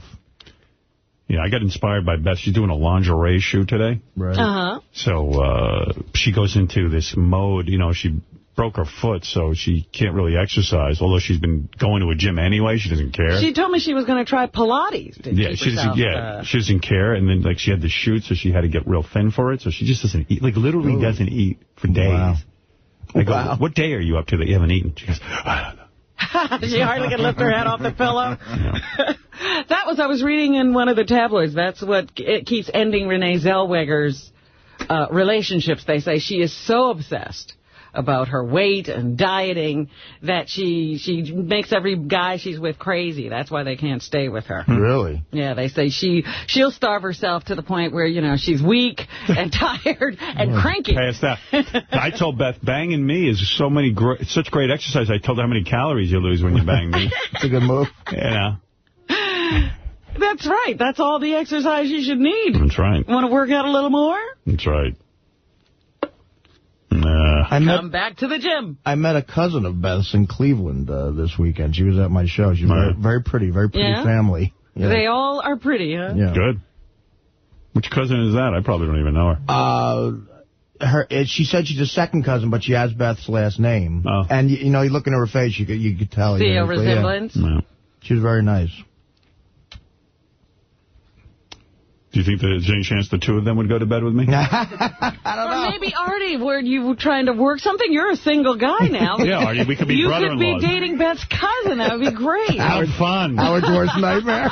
No, I like that. Yeah. That would be hysterical. You two in the same family. Oh, right? Christ. Did you hit on her? Hey, wait, what's the story? Did you get laid? I did not hit on her. Okay, listen to what I pulled here. Forget the commercial. I found out that I sort of I definitely relate more to a loser guy who gets blown off by a chick than, you know, anybody else, because I've always been that guy. But through show business, you know, sometimes you can get a broad, you know. Right. So this was a theater in Cleveland, outside of Cleveland, 1,500 people, sold out, great crowd, really energetic. And I had a couple of drinks on stage. I did about an hour, and at the end, you know, the crowd sort of really came towards the stage, and I was signing autographs. And there was a lot of hot chicks, but I was a little lit, and I said, fuck it. The security guys were so cool. I was signing autographs, and the security guy said, listen, point to a hot chick. We'll take them backstage if you want. Nice. And I said, you know what? This is beautiful. Fuck it. I'm going to be David Lee Roth here. You know, like David Lee, when John Belushi died, he had girls crying and Playboy Playmates fighting over it. Right. I mean, you know. So I said, you know what? Fuck it. And there were a lot of, like, really hot, like those Midwestern blonde, like, really... corn-fed girl. Yeah. Corn. So, and I was being ruthless, dude. In my head, I was being ruthless. I said... it was evil Artie. I go, her, and then they start going, we can come backstage? Yeah, and they start jumping around, and one of them had a friend, so a couple went back. How old? Like, real young? 14. Well, I'll get to the part where the two chicks that came in the limo with us back were both 22 years old. Oh, nice. Well, you ain't that old. You're 35. I'm 38, you know. I mean, you could work that. I tell people you're 35. Go ahead, yeah. I should start doing that. It's Show Business Live. But a really hot brunette chick comes up. And during the show, she had brought me a drink on stage, too. And she was real sexy, like my type. And I was like, fuck it. I said, yeah, her, definitely her. And she goes, my friend's with me, too. And her friend was really hot, too. I go, yeah, both of them. So as they're going backstage, security guys, I see out of the corner of my eye, she's with a guy. No. Who looked like a really nice guy. Just like a guy, a fan of ours, typical, you know. Right. And he looks at her and he goes, what are you doing? And she goes, I'm going backstage. And she keeps walking. Now, in the corner of my eye, I'm looking at the guy, and I feel so sorry for the fucking guy. That I go, dude, I called him. I said, you can come too. You can come too. And I don't know what the guy, I mean, it was like, she was being evil, you know, and I really busted his balls. And again, I relate more to that guy. All right, that's good. Turns out the other chick was with a guy too. Oh, you have no luck. I'm not smooth. I'm not smooth at all. I said to the guy, yeah, both of you guys can come back. But now I said, fuck it, fuck them. You know what? He's backstage with a bunch of guys. Yeah, both guys come back. The girls go home. Well, listen to what happened. So I said, fuck it, I'll find a few more hot chicks. And somebody's got to be single here. I pick out another 4. Right. And then what happened was the Stern Fan Network guys were there, and they had come to my DVD signing earlier in the day, and they made me promise they could come backstage. But they're 4 guys. And I was like, all right. Because that Stern Fan Network, you don't want to get them mad at you, man. They're like a fucking the mafia. About you, yeah. Right. So I said to those guys, you can come back now. So what were their names? Like, did they have special handles? Yeah, what the fuck were their handles? I forget the handles. I was thinking about the chicks. Not yet. Mutt's going to be at the big thing today. Tim writes me a note. He goes, do you think Mutt should be at the, whatever this is, the summit meeting? Summit. Yeah, Tim gave it a name. Howard Stern Summit. I go, I don't know. I said, what do you want to accomplish? Do you want to have a serious meeting, or you want to have a schmooze fest? He goes, I believe everyone from the channels who are working there should be there. I go, well, then, of course, then invite Mutt. Yeah, Mutt should Is Riley coming? I hope so. That would be great. Look, man. You motherfuckers. Motherfucker. How come I'm not at the summit? I love you from the bottom of my heart, but you're fucking me. Right. So listen to the full loser story here. Yeah. So now you got laid. So now I go backstage, and now it's like a gaggle of people there, and I was with Nick DiPaolo and these 2 other guys, and Nick is married, and Nick is very faithful to his wife, which, you know, he's like, so he was like, I don't even want to see any of this. I'm walking outside, because he was just like, I'm going to have a cigarette. You say he must fuck around. I mean, no, he doesn't. He's being a very, like, faithful guy. He, like, made a commitment to this marriage thing. Because Nick, years ago... How long is he married, man? 2 years or so far? He's been married a couple years. All right. But, you know, he seems happy. Him and his wife are perfect for each other. Actually, a very good couple. So he's being a good boy, and he just walks out to have a cigarette, because he doesn't want to see a guy way uglier and fatter than him get laid, I guess. So, now I got to deal with the fact, so the hot chick with the boyfriend, though, was being super aggressive. Like the way I wanted some of the other chicks who were single to do. But they were sort of laying back. She was coming up to me and going, I'm originally from New York, Artie. I'm taking you out. We're partying. And the guy is looking at her like, what are you doing? And she goes, I'm going to party with Artie. That's what I'm going to do. She started hugging me, and like it was really awkward for me. And again, because I'm not used to being that guy that the girl wants, you know. Right. And the other guy's way better looking than me. And I'm thinking showbiz, man. It's unreal. It's the greatest. So, yeah, right. No. So she's being more aggressive. I'm like, I don't know. The story doesn't end with you getting a load on your chest, does it? No, it's not quite that bad. Good. So finally I go to her. I go, I don't know, you guys going to a bar? She goes, we'll take you out. And then the guy sort of gets her aside, and I see out of the corner of my eye he's getting a little tense, and he goes, you are married. That's what he says to her. My God. He married her. I guess it's either that or he's talking about her husband that he knows. I don't know what the fuck. Right. You're married to another man and you're cheating on both of us. It was weird. He goes, you are married. So now I'm going, okay, this chick is bad news, all right? So I don't want any part. Bad news is the kind I like. Well, you know, I don't. But the guy's there, Howard. He could shoot him. I don't want to get shot. I've done that move. But go ahead. Good for you. You're better than me. The guy there? Oh, yeah. Oh, look at well, wait. We'll hear that story after this. I had a mean streak. Really fucked the commercial after this. We'll hear that one. So now I'm like just trying. I got to keep her away from me because I don't want to get shot. So these other two girls, they talk about a part of Cleveland called the West 6th Street bar. There are a lot of great bars. Because we're all going to a bar. It'll be real fun. It's like a college bar. But I go, the bar's going to be nuts. And you try to make that creepy move where you go, well, you know, my hotel has a bar. Yes. No, that's the hard part. So they were kind of not into that. And I was like, okay, I don't want to creep them out here. So I said, well, where's this bar? They go, all our friends are going. Dude, and you're wasting time. You just say to one of them, listen, man, let's get out of here together. Well, so now they go. This is getting crazy. Let's get away from it. We had a really big limo. And they say, can we come in the limo with you? So all the dudes, too? No. Just these two other girls. The other people I had to focus on a couple. You know what I mean? Good. So, I like this. Because me and my other buddy who was there. You got the two girls in the limo and got rid of these guys. Right. Me and the one other comedian that was there is single as well. Was like the other chick pissed? The one who was with the guy? Was she all pissed? You know what? They went off to their own domestic squabble. I said, fuck it. It looked like there was going to be a major argument going on over there. So the two chicks, like 22-year-old chicks, both really, really hot. You know, definitely solid 8s.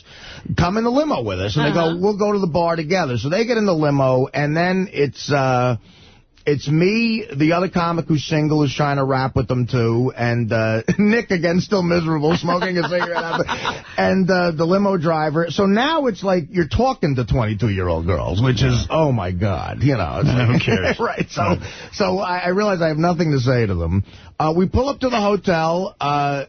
We drop Nick off. He gets out, and he goes, it's good luck, fucker. Well, Nick's a bummer at this point. Yeah, so he leaves, but he was cool. He's like, I'm going to get out of your way. Go nuts, you know. So he leaves. The other guy leaves. Now it's just me, my other friend, and the two girls. Perfect man. Perfect. You know. And both of them. Did you care which one you got? No, both were hot. How rare does this happen? Either one was fine. You didn't even care which one. Oh, this sounds good, man. So we drive up to this bar. Go ahead. Now, the most conspicuous thing ever. Picture like this entire row. Well, dude, now's the time you say, hey, you know what? Why don't we just go back to the room? See, this is where I need some advice because I got to figure this out. You say, you know what? I don't want to go to a bar. I just did a big show and I got, and Howard needs me tomorrow. I was trying to, believe me, I tried to pull all that shit. And first of all, after I come off stage, I was sweaty. I had to look grosser than ever. I mean, they really had to take a bullet for the team, these two.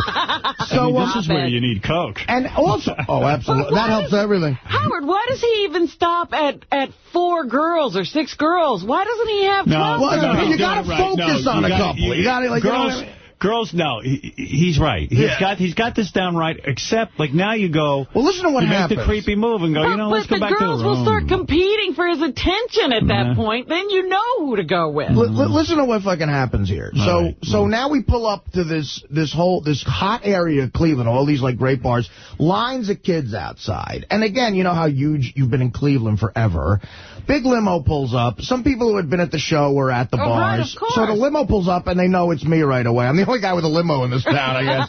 And so the town limo. Right. As the limo's pulling up, they start screaming Artie and everything. We get out of the thing with the two girls. Forget it. The lines of people, a bachelor party, guys who've been at the show. Perfect. Shock the push shirts, Major Stern. So let's get out of here. I don't want to deal with this. So this one kid, it was his bachelor party. I get out of the car. He, like, elbows the two girls out of the way, gives me a big sweaty bear hug, and goes, it's my bachelor party, sign my forehead, and gives me his magic marker. I'm like, dude, I got to do this. So they want to go into this bar that is ground zero for this, to meet their friends. And I walk up to them, I go, girls, listen, I can't do this. I can't go in. You see, it's crazy. And they're like, yeah, we get it. And I go, there's a bar back at the hotel. I may go have a drink there. And they're like, we got to go meet our friends. We love that, that type of thing. So I go, and the one girl goes, sorry. The one girl goes, I come into New York all the time. My friend, like, goes to school there. And she goes, can I give you my number? What school? High school? I don't know. Yeah. She goes, can I give you my number? And I got her number. I got both of their phone numbers. They gave them to me. It was weird. And then I said, well, I really got to go. She goes, and you know what? I would have tried to bite the bullet and go, but there was no way to go in one of these bars. It would have been impossible. No. Right, you're not going to make any time in that bar. When you had him in the limo, you say to him, listen, we're going, fuck this bar, man. Right. Well, I tried to hint at that. It was like, I mean, they weren't. Say, this is what I'm doing. They weren't stripper types. They were like, you know, just nice regular girls. people. Yeah, it was so they were creeped out by the hotel. See, that's what I'm saying. He needed more people. That way you say to the girls, we're having a party at my room. You got a shitty selection of girls. Anyway, Robin might be right on this one. You know, I'm still drunk. They give me their numbers, and then I leave, and my buddy goes with them. And I'm like, dude, don't even call me if you fuck one of them, because I'm going to be livid. Did he fuck one of them? No, he didn't. He talked to me the next day, and he was like, you know, we got in the bar, and they sort of blew me off and everything. But I got into the limo, and it was just me and the limo guy going back to the hotel, and he was laughing his ass off. He goes, hey, man, you know, hey, you loser. You came close. So, of course, I go back to the hotel. Ooh. I take a shower, I get a cheeseburger, and I jerk off. Why didn't you just tell the girls, hey, why don't you go to the bar and come back to my room later and we'll party? So your move at that point would have been in the limo. My move is clear. I'm very direct because I have no fucking patience. Right. I'm a nut. He's not going to any party. I ain't going to any party. The party is right here. Right. Where I am. And I say point blank, I go, hey, let's go back to the hotel and party there. Right. Remember Bingo when she was here the other day? Yeah. Even the old hippie knew, there's going to be a whole happening at my house. The only happening was Bingo. Well, there was nobody there. You could have even said there was a party in your room. What happened that was weird was the chick, like sometimes you get a vibe a chick is raring to go. And the only one that was that aggressive was the one with the married one. Right. And that's the one you go to. You know, and if I tell you what, man, I don't know you did the right thing. You don't want to do that in front of her man. Oh, forget, because I would have felt like such a douchebag. What did you say? You did that to some guy? I did a thing where this chick I knew was there with her husband at some event. And she came up to me and said, hey, I want to fuck you. And I was like, well, you know, it looks like you're pretty busy. She goes, you tell me where to meet you, I'll meet you. Oh, my God. So I said, and that's sexy, too, as wrong as it is. I said, listen, I don't agree with you, but you know where I am. If you want to come visit me. I got home 10 minutes later, the doorbell rang. And I was like, okay, what the hell? And I would never do that again because it was wrong. But at least you weren't taking the guy in your limo. No, I felt so bad. I felt so bad for this fucking guy. He really had a look on his face like, what are you doing? And I got a feeling, though, if I was a fucking dick and said to the security guys, he can't come back. Yeah, she would have been in there by herself. You never know. You did the right thing. You had a heart. You had a heart. Yeah. You're a guy, and you got to do the right thing. And not only that, there was I remember in Washington, Fred will notice, I did a record signing once. A chick walks up straight up to me with her boyfriend, and the boyfriend says, this girl was the hottest thing I've ever seen. I'm telling you, she looked like fucking Carmen Electra. Right. He walks in, he's like a biker dude. And he says to me, hey, my girlfriend likes her. You want to kiss her? So I go, I don't know. He goes, do whatever you want to her. I go, really? He goes, yeah. So then she goes to the bathroom and the record store, and she walks away. Oh, no, I know what. He walked away to go to the bathroom, and she's standing there with me, like, waiting to make out at the record store. Yeah. And no one was at my record signing. It was unbelievable. How weird. It's you and this girl. It was just me and this girl. She's super hot. And then he comes back and he goes, hey, man. He goes, you know what? Any other guy ever even looks at my fucking girlfriend, I'll kill him. Oh. He goes, but I'm a fan of yours.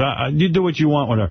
And I just said, I said, hey, thank you. She's a beautiful girl, but, you know. What city was this in? Washington, D.C. I said, first of all, I'm married, you know, which I was faithful. And secondly, it was, like, weird. Like, I mean, this guy's probably going to chop me up at some point. Right, he could get pissed off at you one day and come back. I said to my one buddy who I work with on the road sometimes, I'm like, okay, if we're going to do this now that I'm single here or whatever, and we're going to, our objective is pussy at these gigs, we got to figure out a game plan. Right, and it is try to get a private party afterwards somewhere. And you just let us select you got to let these guys. You got to get somebody in charge, like a Ronnie type. Like a trim. One band had a trim coordinator. That's what they call it. You got to get like a Ronnie type who gets it, and who's like a complete brazen guy. He just goes up and says, "You girls want to come back and party?" They go, yeah. They go, come on, boyfriends, come. Go, fuck you. We're not looking for boyfriend night. Yeah, they take care of that before they ever get to you. By the time they get to you, it's a pretty good shot. Right. That it's like 5 chicks who were probably one of them is going to blow you. These security guys, the Palace Theater in Lorain, Ohio, their security, they so get it. They were fucking men's men. They were like, but dude, you broke down the system. I know. He goes, you point to a chick and say to them, that embarrasses me. I don't want to point to any chicks. Right. Use your judgment. In fact, you got to get a guy who says to those guys, listen, Artie can get laid a lot. Don't embarrass Artie. Right. And don't ask Artie if he doesn't care about stuff like that. But if I'm telling you, here's what we want. Right. Here's some backstage passes. Yeah, we want, this is right, that's what you need passes to give out. Yeah. Like Gary's a gavone. In the old days when I was single, a hot chick would be in here, and I'd say to Gary, ask her if she has a phone number and this and that. Do me a favor. And he'd come back and he goes, oh, I didn't know you were serious. Remember that? He did that a couple of times. You really wanted that, Bob? Now, Ronnie, the limo driver, is a different story. You get a type of guy like that who walks up and he says to these... He knows what he's doing. He says, listen, get us some fucking single girls who are hot. Right. You know what? Maybe you need to hang out with Ronnie so he'll go with you on these Bring things. Ronnie with you. He'll coordinate. I made a bad choice in the chick who was with somebody because that started an avalanche of negativity. Right. And the two girls that came in the limo, they were very nice, but they're not stripper like crazy girls. Oh, come on, Artie. You don't know what those girls are like. Yeah, you're right. You're right. Couple of drinks in them, bag. And these were not the kind of bars like New York clubs that have like a private area. I mean, it would be hanging in a bar. Like college bars. Right. That's what they call them. They said college bars. Like, even when Ralph and I would go out, he would say to Ralph would say to the bouncer dude, bouncer guy would be like, listen, sectioning off your area, no one will be above the bother you. Ralph would walk over and he'd say, listen, we don't want guys coming over, but if you see a hot chick, she's allowed in. Bring her over. So before you know, I never did anything, but all of a sudden, only hot chicks were in your area. You start, guys would come by and I'd go, oh yeah, come on in. And then the bouncer would go, you're not, you get out of here. Right. And Artie doesn't understand that exclusivity, that idea that only you can get here, heightens your appeal. That's right. Yeah, and take a shave. That's why that scene at the Hard Rock Pool a few years ago, that whatever they call it, rehab on Sundays. Yeah. Oh God, what a scene! Are you bringing that girl to the premiere, the one who called in the other day with the flat stomach? I'm not bringing her. I mean, she's coming, there. Right? I'm not taking her. She's going to blow you. What about Siobhan's daughter? I'm not taking are you going to call her? You know what? I'm really thinking about calling her. You want to know something? Siobhan keeps calling and saying, when are you going to call the daughter? Again, which worries me because I'm afraid the girl is grossed out by me and Siobhan is forcing her on me. That's not it. But dude, who cares? I'm not taking a date. That's disrespectful to Dana. It's too soon. I'm not taking a date to the premiere. What are you? No, but I mean, we just broke up and it's disrespectful. Are you going out with her or not?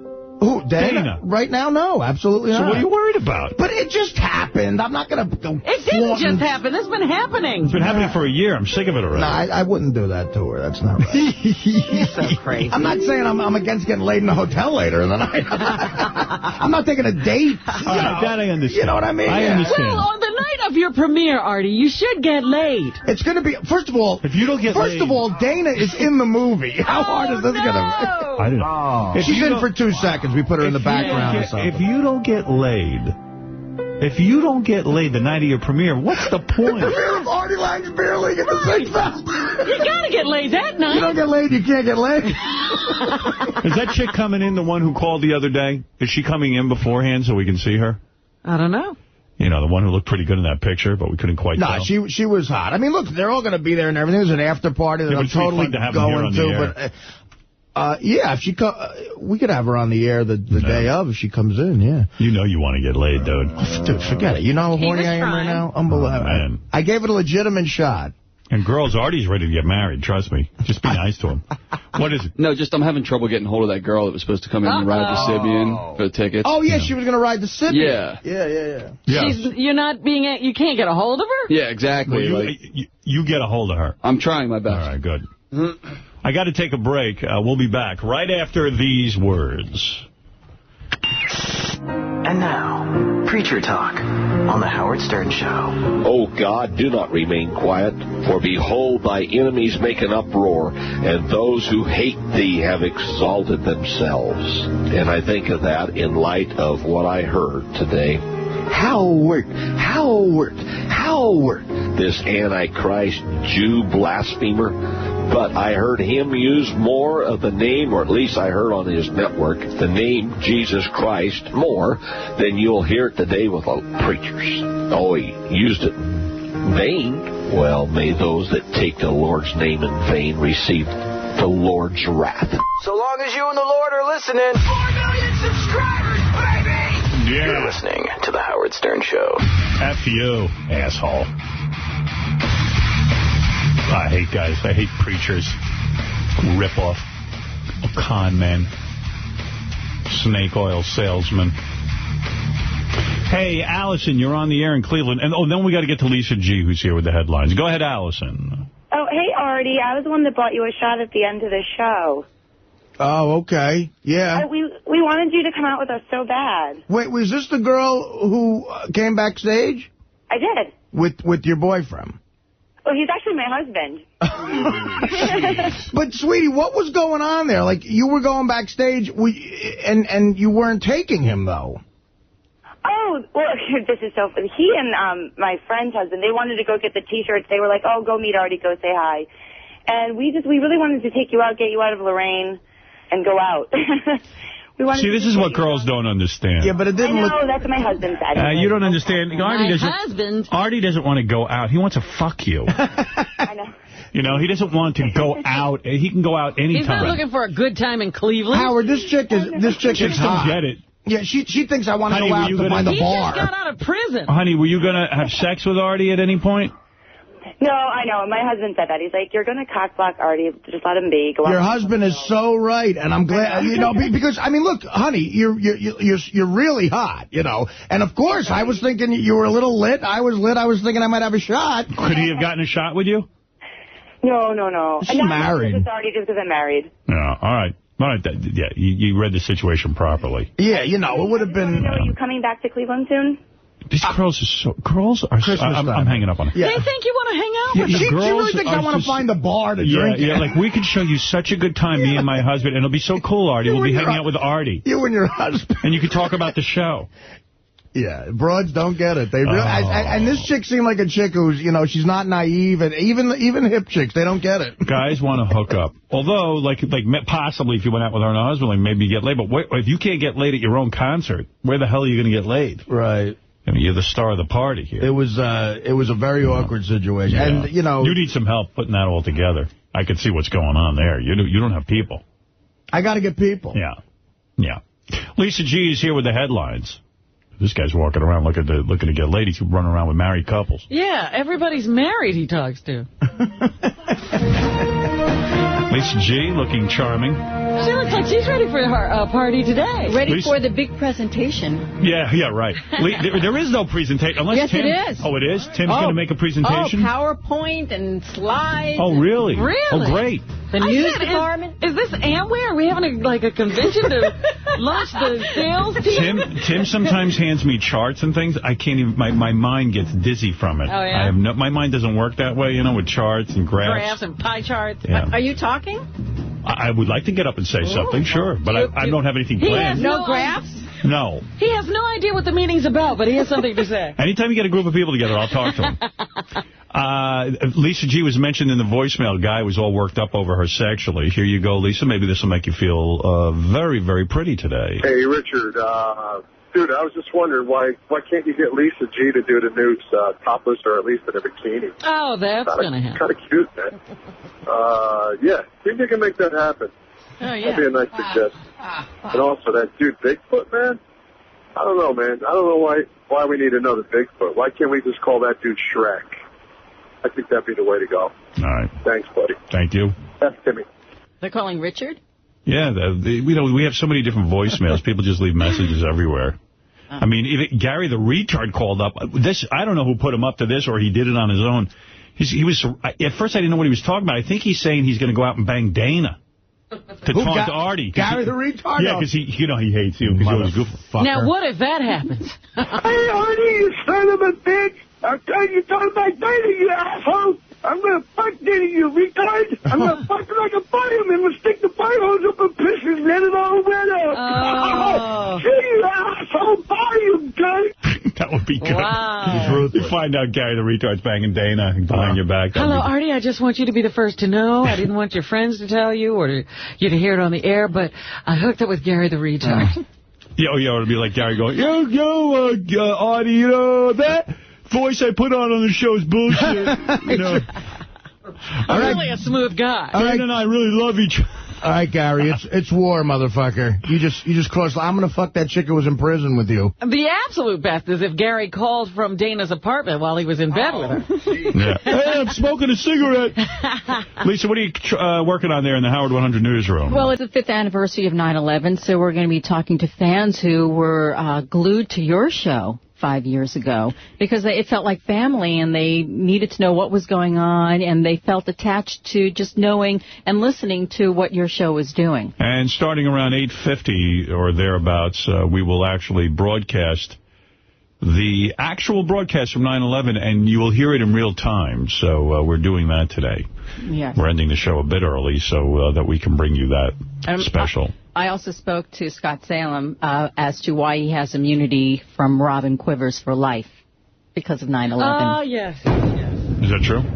Oh, you know, from now on, I always think of Scott first. I start to make a list, Scott goes at the top of it. Tim, you're on the air in North Hills, California. Hey, what's up, guys? Hey, I have a good idea for a sitcom for the show. You got to get Siobhan and Mark Harris to do, like, Father Knows Best.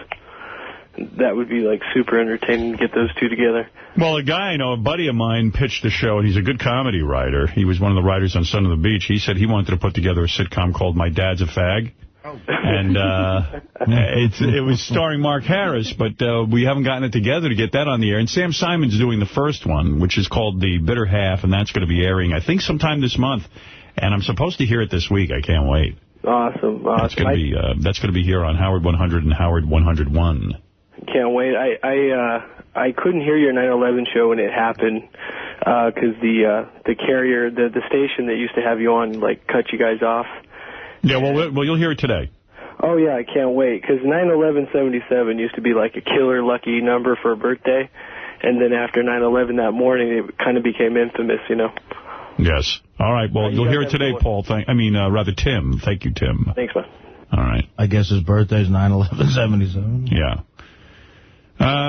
Let's go back to Lisa G. What else are you working on? Well, Bubba the Love Sponge is on the air all week long from here in New York City, right. And we'll have a preview of the latest episode of Basic Training with Brent, a special show hosted by Brent, his producer, and former U.S. Marine. Okay. Yeah, I understand. I heard a promo for this. Maybe it was a newscast where they were asking Brent and Bubba what they were going to do for 9/11, and Brent says that he has been studying the terrorists. Yes. For years now. Uh-oh. And I said, well, now I see what the problem is. Brent is studying the terrorists. I tell you. And he works with Bubba. You might think Brent is like a lot of hot air, but the fucking guy does know a few things. My point is, why isn't he working for the government who's trying to solve this problem? He works with Bubba. Because Bubba needs him. That's the problem. We're not solving. I think Brent's the guy really behind 𝗪C𝘄𝗿𝗍, honestly. I tell you, Marines are the people. I know you guys don't want to see that World Trade Center, but there's such a great moment when these two Port Authority cops are trapped in this rubble for hours, and people give up the search except these two fucking Marines who just put their uniforms on. They weren't even on duty. They're not supposed to be there. Yeah. They get past where they're supposed to be. And they say, fuck it, we're going to keep looking for any survivors, whoever it is. They find these guys, and they're both laying there. They couldn't move for hours, and they go, please don't leave us. And the Marine goes, we're U.S. Marines. We ain't leaving you. You're our mission. And it's like the best moment. Not only that, there's a moment where they split up for a second, and one guy says to the other Marine, don't let anybody stop you. Keep going until we get this done. Yeah, and they're the reason they found these two guys alive. They said, fuck it, we're going to keep looking, you know. And Boy, that gave me the chills when you described that. No, you got to check it out, because these two guys thought, Howard, they're buried under, like, their buildings are lying on them. 15 feet of rubble. Was Brent a Marine? Yeah, he was a Marine, yeah. And these 𝗪C𝘄𝗿𝗍 is actually something Brent invented when he was a Marine to interrogate a lot of these Al-Qaeda types. Yeah. So this is a guy you got to keep your eye on. I loved it when he said, I have been studying the terrorists. Yeah, he's not kidding. I'd listen to him. No. And I don't think that we have learned anything from... I know what their motivations are. I know what drives them. He does. But he does. But he's busy in Tampa. Well, Bubba's important, too, you know. You're acting like the Bubba Show isn't important. Isn't important. It's on Howard 101. Well. What else, Lisa? That's it all day. 9/11 stories about this important day. So we'll see you later. All right, Lisa G. Right. Thank you. Yes, the meeting. Lisa G. finally getting to go to a meeting. Big summit. Big summit meeting. The news department was invited? Oh, my goodness. Yeah, I think there's even going to be food at the summit meeting, Artie. I can't wait for this now, because one of my favorite things is... Tim, was put on a couple of pounds. We're not going to, I love when he buttons the one button on his suit. You ever see that, Howard? He always has a really nice suit, and he buttons the one button. Tim is fatter than ever, and every minute he's going to the gym. It looks like someone put a suit jacket on a snowman. Yeah. He goes, I got to get to the gym today. And I'm like, Tim, give up. Does he ever really make it? You hear him saying he's got to go, but does he make it? Yeah, well, a lot of times he says, I've been going to the gym every day. Like, no, you haven't. Tim, come in here with the one button if you get a chance. There it is. He's all buttoned up. That's 2 buttons. That's 2 buttons. Do you go to the gym at all? I haven't had time. I'm here, I know. I put on the freshman 15 from being here. I work here 24/7. That's all I do right now. And until I get everything set, then I'll be back in the gym. All right? I put on the freshman 80. By the way, good job with the big weekend. The top 10 was very successful. A lot of people really enjoyed it. Thank you. This is, as you'll see today, there's just a lot of moving parts to what we do.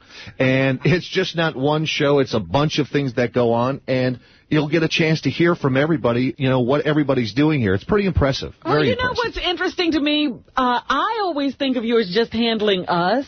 Yeah. But then I'll listen to the Bubba Show in the afternoon, and apparently you're constantly talking to Brent and Pharrell. Howard 100 News, David Height. You're involved in all production, of that. Got the Sam Simon project going. Sam Simon.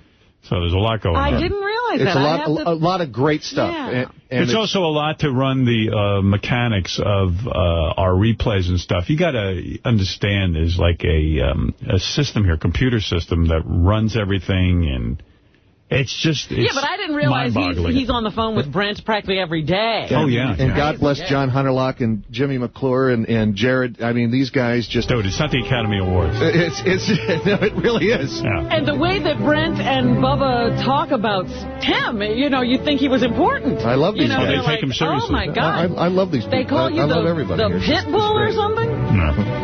All right. How many people are going to be at the meeting today? Probably about 80. 80? 80? It's up to 80? Where'd you get those people? I don't know. We have a lot of people. And you see in the room, you go, my God, this is all the people that make up these channels? It's really mind-boggling. Yes. 4 of them are in charge of getting Artie food. Thank you. Yeah. And you've instructed everyone not to look at me directly, I hope. Yeah, you can just sit and relax. No pressure on you today. No, I would like to say a few words. Well, I would like, if you feel comfortable, absolutely. But right, thank you. Okay. All right, Tim. We'll look forward to your meeting today. Artie, you fat fuck. Now, you know what, Tim? You actually maybe slimmed down. You look good in the suit. With the buttons buttoned, he looks slim. Well, you know what it's like? When I start, I probably put on 20 pounds since I started here because you just don't eat right. And, I don't have time to go to the gym anymore. I had good intentions. There is no schedule, yeah. Someone told me Pharrell is giving a speech. Yeah, we're going to have Pharrell. Is that true? Yeah. A lot of moving parts to this thing. Oh, by the way, I have to congratulate the Bubba guys. They did a great bit of Pharrell interviewing Jesus Christ. It is hysterical. Really? Because you know how Pharrell never lets anybody talk? Right. He doesn't let Jesus talk. That's great. I got to hear that. It's great. Haven't heard that one yet. Hey, I want to comment on Liza Minnelli and her husband David Guest and that lawsuit that's going on. This is despicable. I mean, David Guest is going around talking about how Liza Minnelli has herpes and this and that, the other thing. And didn't tell him. And he's just a whining bitch. I mean, I got to say it, that here's a guy who signed a prenuptial agreement. He's an adult male. And now he's just smacking this woman around in the press, slandering Liza Minnelli. You can see she's not too stable anyway. And he really is just a whining bitch who's after her money, as far as I'm concerned. I mean, you signed the prenuptial agreement. Just get over it. But you know what? I got to say, she has to know that that's why a guy's interested in her, too. Right. She's got to expect a lawsuit. She's got to expect that. I mean, for crying out, I mean, you do question her judgment, but my God almighty, I mean, what this guy's saying about her is unbelievable and really... first of all, how's he going to prove that he got herpes from Liza Minnelli? He wants a dismissal of the prenup now because he wants to be able to have full access to her cash if she's got any. Wowee.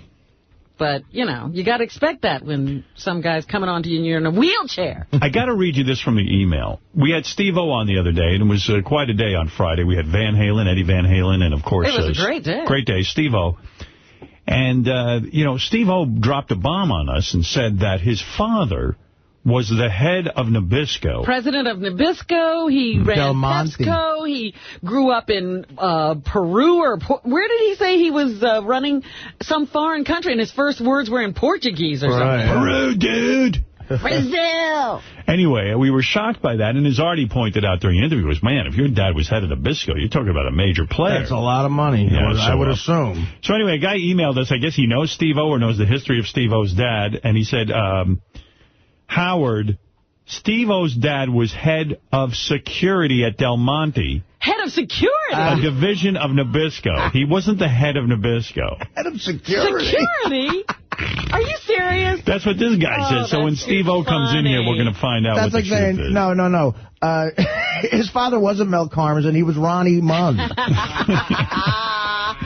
That's funny, because Steve-O is under the impression that his father's a big deal. Here's some feedback on the Eddie Van Halen interview that we did on Friday. The interview with Eddie Van Halen was excellent. I didn't want it to end. Always makes me feel good when people say that. Number 2, you guys have to get Eddie Van Halen on the show again. I'm still trying to figure out what the hell he said regarding his tongue and curing cancer. They cut out a third of his tongue and did what? Well, they tested it. Well, that's not exactly what he said. What he said is, in my interpretation anyway, is... that regular doctors cut out a third of his tongue and did all kinds of radiation and chemo on him, which ruined him. Then he hired his own medical team to invent a cure for cancer, and then they took a little piece of his tongue in addition to the third. And they grew more cells. But he says, yeah, the doctors mutilated him. He considers the third of his tongue being cut off mutilation. But they did test his own cells to see what would be the best. And Eddie also said he's afraid to give the cure out because he doesn't want to get arrested. My interpretation was, because he was so afraid of getting arrested, that they're kidnapping people and doing live human experiments. Well, I said, is there pharmacy jail? Like the pharmaceutical companies can just arrest people for finding cures? I'm sure they can do anything. You have to get Eddie back on. You have to find out why he's not publishing his cancer cure and why he's afraid he'll get arrested if he does. He's a musical genius, and they say geniuses are borderline insane. Well, there you go with that. A lot of people love Bingo, who got on the Sybian. I believe that episode is on Howard TV already. Doug Stanhope's girlfriend Bingo was here. This email says, the interview was one of the best ever. Stanhope and Bingo, a classic. I've already listened to it twice. Keep up the great work, guys. I want to sodomize that chick so bad. And by the way, that is up on Howard TV, another highly viewed program. Did you see what Jessica Simpson was wearing on The Tonight Show? She definitely has the best body of any celebrity. I haven't seen it. And I'll put J.D. in charge of making me aware of that. Here's a person who thinks Robin is uppity. That would be Fred. Fred wrote it. Robin had a major hissy fit when Howard said they should sing more karaoke. Is she serious? She refuses to sing ever again for the show and tells Howard to take a flying leap. Maybe that rebellious streak of hers could be tamed by having her sing the next karaoke song from the front seat of her new Mercedes Howard gave her. Ungrateful witch. There you go. And here's a person who has a theory that Lisa G is in love with me, Howard Stern. Ooh. It can't be apparent only to me that Lisa G is in love with Howard. If she could hit Beth O over the head and take her place, she would. She loved the jewelry Howard bought Beth, and today stated how good Howard looked. So Maybe he's onto something. Maybe I could get Lisa G. Maybe Beth had better watch out. Maybe she should. And I told her that this weekend. People want you. I said, you may not know it, but I'm still desirable. People love when Artie does Mike Tyson, Robin. That Mike Tyson bit was the funniest shit I've ever heard. I was listening at work on my S50, and I actually had to stop working because I was laughing so hard. I lent my S50 to my buddy, and he listened to the show. He caught me a break and said the same. Well, there it is. Artie, you're a hit. The ultimate. You are the ultimate. Sometimes I find I want Artie to do more of his Mike Tyson, but it's you got to wait for it to happen. Yeah. It's got to be organic. Mm-hmm. I thought you were going to break into it today when I played the Mike Tyson bit. He did a little bit. You did a little. You tease us. You never know. I never know what you want. You got, I'm trying to figure out how you want the show to move along. It's part of my job. I want it to be funny. Okay. That's all he cares about. That's the only thing I can tell you. I'm the ultimate. I am sitting here, I'm fixated on, like telling you something else that I was watching at the tennis match, but I can't talk about it. Come on, just let Really? it out. Well, nobody's listening. It's satellite. Satellite. It's just going to be us and a few friends. Does it have to do with Mike Tyson? For legal reasons, I can't talk about it. You saw somebody making out with someone who wasn't supposed to be together. No. Not that. No. For legal reasons, I can't talk about it. We're not supposed to talk about certain people from certain companies. Oh, okay. So you saw him. All right. And would something look strange?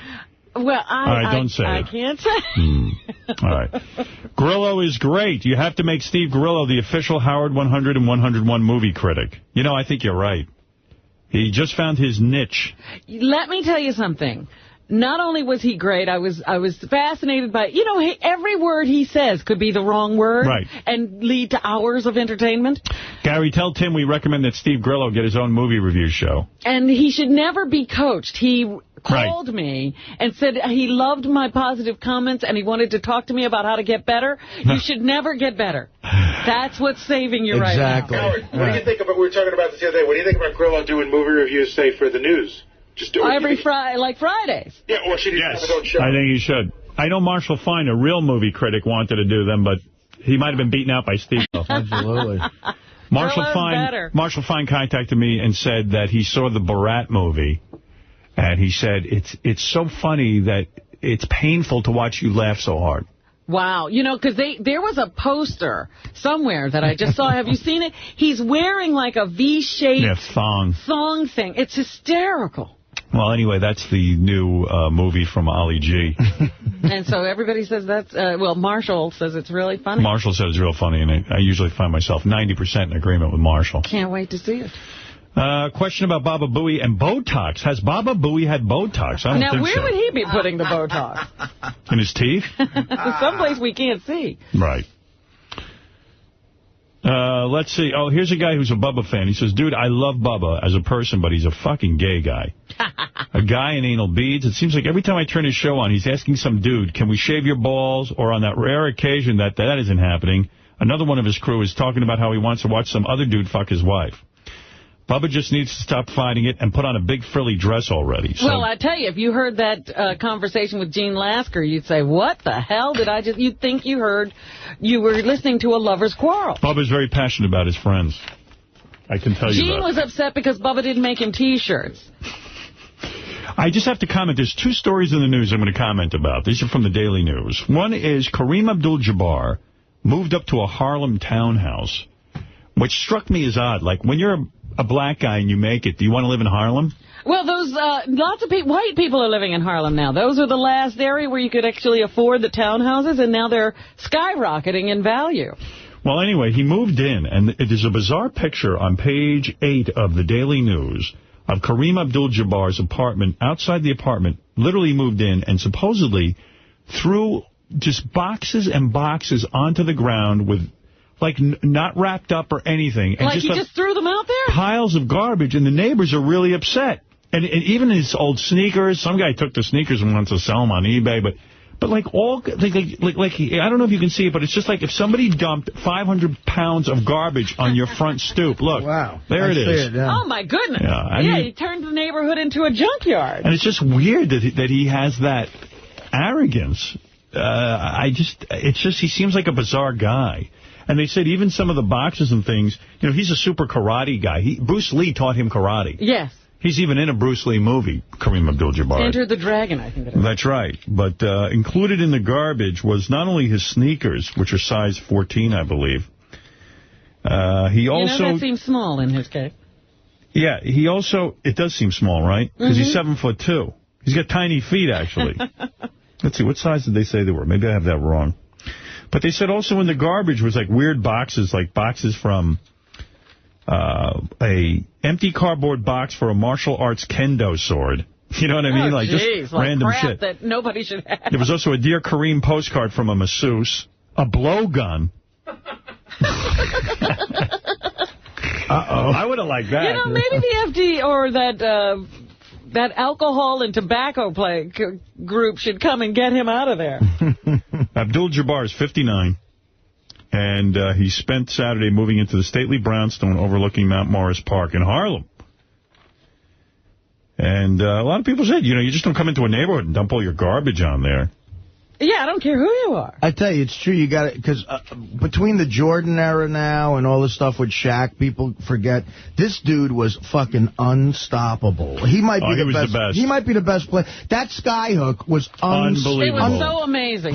For 10 years, he was unstoppable, and he might be the best player ever. And it is weird. He's not looked like that anymore. But what you're trying to imply is that what's wrong with this guy, that he's maybe doing all this stuff himself? Is he running out of money? I heard. I don't know. The other thing is, I heard he had financial problems. Right. Years that's ago. a question. Yeah. Does he have a money problem? I made a mistake. It's size 17 sneaker. Yeah, 14 seems small. Yeah. I heard he's a big fan of the show, Kareem? Yeah. Kareem, call in and tell us why you dumped all that garbage. Somebody told us once they went to go shoot something at his house, and he had a private parts poster in the house in the background. Private parts poster? Yeah. Did he throw that out? I don't know. I don't know if that made it. Garbage? Imagine, on top of the pile was the private parts poster. Hey, if you get a chance, Howard, you should, if you go to preview page 1, Jeff the Drunk left Artie a voicemail that I know Artie's going to love. All right. Well, let's see. Gary the Retard wants to fuck his old girlfriend, so what could this be? Preview page 1? Mm-hmm. It's in orange. All right. Yeah, Gary, Jeff here. Artie lying. I would not see a freaking movie if you paid me to go. I'd have to. If you paid for a limo and the whole 9 freaking yards. Oh, he'd be there. I'll wait to see it when it comes out on DVD next freaking month. Fuck you, Artie Lang. Ooh. You know what? That was a list of his demands, actually. If you go and do all that, he will come. Now listen to this guy. Everything you've done for this guy. Yeah, now listen to this motherfucker. This guy who begged me to send money to him before he worked for it. I ran around and overnighted him the money and overpaid him for a task he probably didn't do. And this is what he's like. You know what, Jeff? I fucking hate your guts, motherfucker. I'm livid at this motherfucker. Fuck you, you loser. I hope you die. Well, there you go. It's a feud between... Fuck you! I got to say, out of anyone I know, Artie has been so good to this guy, including giving him his home phone number. And that's why he abuses Artie. And sending money. He is not good to the people who are good to him. Haven't you figured that out from how he was with his mother? Really, fuck him, man. I mean, I used to let him I would give him a few $100s just to say hi to the crowd in Albany and give him fucking free booze. I mean, you're a jerk-off, Jeff. You really are. I heard that he called the wrap-up show. Was it the wrap-up show on Friday where he said Artie hadn't, they were talking about Sam Simon not being invited to the party or the show or something. And Jeff calls up and says, Artie hasn't invited me, and I'm the only one who has promoted his movie. Oh, hell right. That's right. Yeah, for money. I would have to pay you. The movie's not even opening. Right. Yeah. I would have to pay you to see it. Exactly. I have to pay you to do anything. I was also shocked to read this, and I don't know if this is relevant to anybody, but Mark McEwen, who is a guy whose career I've followed because he was the morning man on a rock station in Detroit right before I got there, Mark McEwen. And I remember learning that he was a black guy, and I said, oh, that's interesting that there's not too many rock stations in the country at the time that put a black guy on in the morning. For some reason, I don't know why. It just was like, all black guys work at soul stations, urban stations, and not rock stations. So Mark had this career, then he went to Chicago, and then all of a sudden he became, like, lo and behold, a jock at NEW, and then became the weather guy on CBS Morning News, and then he became a co-anchor on CBS Morning News. Did you know he had a stroke? I'm just reading about it myself. Yeah. How long ago? I was really sad to read this. Ago. Former CBS News This Morning weathercaster and one-time WNEW radio host Mark McEwen will appear tomorrow on CBS's The Early Show to talk about his recovery from a massive stroke last November. McEwen, who left New York for a job at Orlando television station, was close to death after his stroke. His recovery has been difficult, he tells Harry Smith, who visited McEwen in Orlando. I was in bed, I couldn't walk, I barely could talk. I talk slower and higher, McEwen told Smith. McEwen has been diagnosed with basilar artery thrombosis, which can be life-threatening. He also told Smith the stroke's impact on his voice and speech was most devastating. Can you imagine? I mean, your whole career. Yeah, that's what you do for a living. Did he get fired from CBS? Yeah, when they were revamping in this new format, they let him go because they were going with a whole new cast. Boy, the first time I showered, the first time I drove, it was great, he said. McEwen has been off the air in Orlando since the stroke. The station recently announced it would be a while before McEwen would be anchoring again and announced a replacement, but said he would appear on air and do community service news reports. Well, what a turn of events in his life. He's not an old guy. He's a young guy. He's our age. Yeah. He's a really nice guy. He's a pretty good guy. Which is old, I guess, to some people, but to us it's young. But I don't know what he sounds like now, but if he's damaged enough, he could be a whack-packer. Well, he'll be on tomorrow, so we can tape that and find out. Nice guy, actually. I've run into him a bunch of times. Mark is, and he was one of those guys who loved to do Jeopardy as well. Whenever they did the Celebrity Jeopardy thing, he was a big Jeopardy dude, and he was very good at it. Yeah, you know, I ran into him at my gym a couple of years ago, I guess now it must be. He was on the exercise bike, and we were talking. Nice guy. Mark McEwen. Always very nice. Yeah. Always good things to say. He would come up and do interviews with us. That was the thing. He was the weather guy on the morning show, but they always let him do the rock interviews, and he would always cover radio because that was his background. Yeah. And then he was doing that A&E. He was the first host when they were doing those special live by request shows. I just liked he's one of those guys that got out of radio, got on national TV, and just didn't turn into a jerk. Yeah. Right. He's still sort of good about it. So he had a stroke. I didn't know. I would have written him a note or something or called him. But he was in Orlando. You didn't even know that. I didn't even know he was in Orlando. The hell do I know? I'm very busy with myself. I thought he was still here somehow. Hey, you want to hear another interesting voicemail? Yeah. So I don't know what these three people are doing together, but it's Mary Carey, Kendra Jade, and China. And they're all drunk as anything. They tell me that they're drunk, and they're screaming on my voicemail. Gary Delbate, Mary Carey, and your favorite, Kendra Jade, and we're fucking hanging out and horny and wasted, and we're with China wrestler. China, say hi to Gary Delbate. Hi, Gary. Anyways, me and Kendra want to do Snow Angels and drink Jaeger. Wait, we want to go on together and try and top our drunk appearances by being drunker than we were the last time we were drunk. Yeah, we're going to ride the Sibian together drunk. Naked. Me and Mary want to ride the Sibian together. Naked. Ride it together, Gary. Gary, we fucking, I can say fuck, it's serious. We fucking love you. Do you love and the Sibian. And I didn't, Gary, I didn't do the Sibian right the last time. And you guys were frustrated with me, but this time me and Mary and China, we're going to get drunk and we're going to ride the Sibian together. Ride it. All right. Now that sounds like a party. What the hell are they doing together? Hey, Cabby. How did that group get together? Cabby, by the way, part of the 9/11 show that you'll be hearing today. That'll start at about 8:50. I'll bet you Cabby's a big part. Yes, he is. It's going to start in about 40 minutes. Yeah, Cabby. Did you, why are you playing it? I'm just curious. Well, I didn't really think to play it. Tim came to me and there were a said, lot of requests for it. He said that overwhelmingly all the email and people on the Stern Fan Network and some of these other web pages have been saying that the appropriate thing to do on the 5th anniversary would be to play that people want to hear it. Evidently, a lot of people heard about it and didn't actually hear it that day and want to hear it in real time. So it really wasn't anything that I would have done, but, I was just curious. Why do you think he's playing it? Oh, no, I don't know why anybody's playing it's like replaying the buildings falling and stuff like that. You see it on TV, and it depresses people. And I agree, but I just wonder why you decide to play it. I mean, I decided to because that you're playing it. I respected Tim's word on this, and he said if you don't, even Walt Sabo called me and said to me, you're doing the absolute right thing. He goes, I want to hear it. He says, I actually never heard the real broadcast, so I want to hear it, and that'll start at 8:58. 8:58. And, I just got to say something. When we say that Cookie Puss was the most requested bit of all time, this was really overwhelmingly the most requested. When we got the tapes, everybody wanted to hear this first. Wow. Yeah, so I wouldn't have any perspective on it. So the answer is I'm relying on other people who are telling me that this is the right thing to do. Howard, have you ever heard it since it aired? Never. I got to tell you, I listened to some of it. It is really fascinating. Like, there's one part where the first building gets hit, and Ralph's on the phone, and Ralph, that typical cavalier attitude is like, I don't know, what are you talking about? You go, look out your window. And Ralph goes, there's nothing, oh, my God. Like, the reaction is so genuine when he sees it, and then as everything happens, it's sad, but it is fascinating. Ralph is also upset that he's not a part of the special on Howard TV. Is that right? Yeah. What did he say? He said, how do they miss me? I was on the phone that day. I have still pictures from my rooftop, and yet they missed me.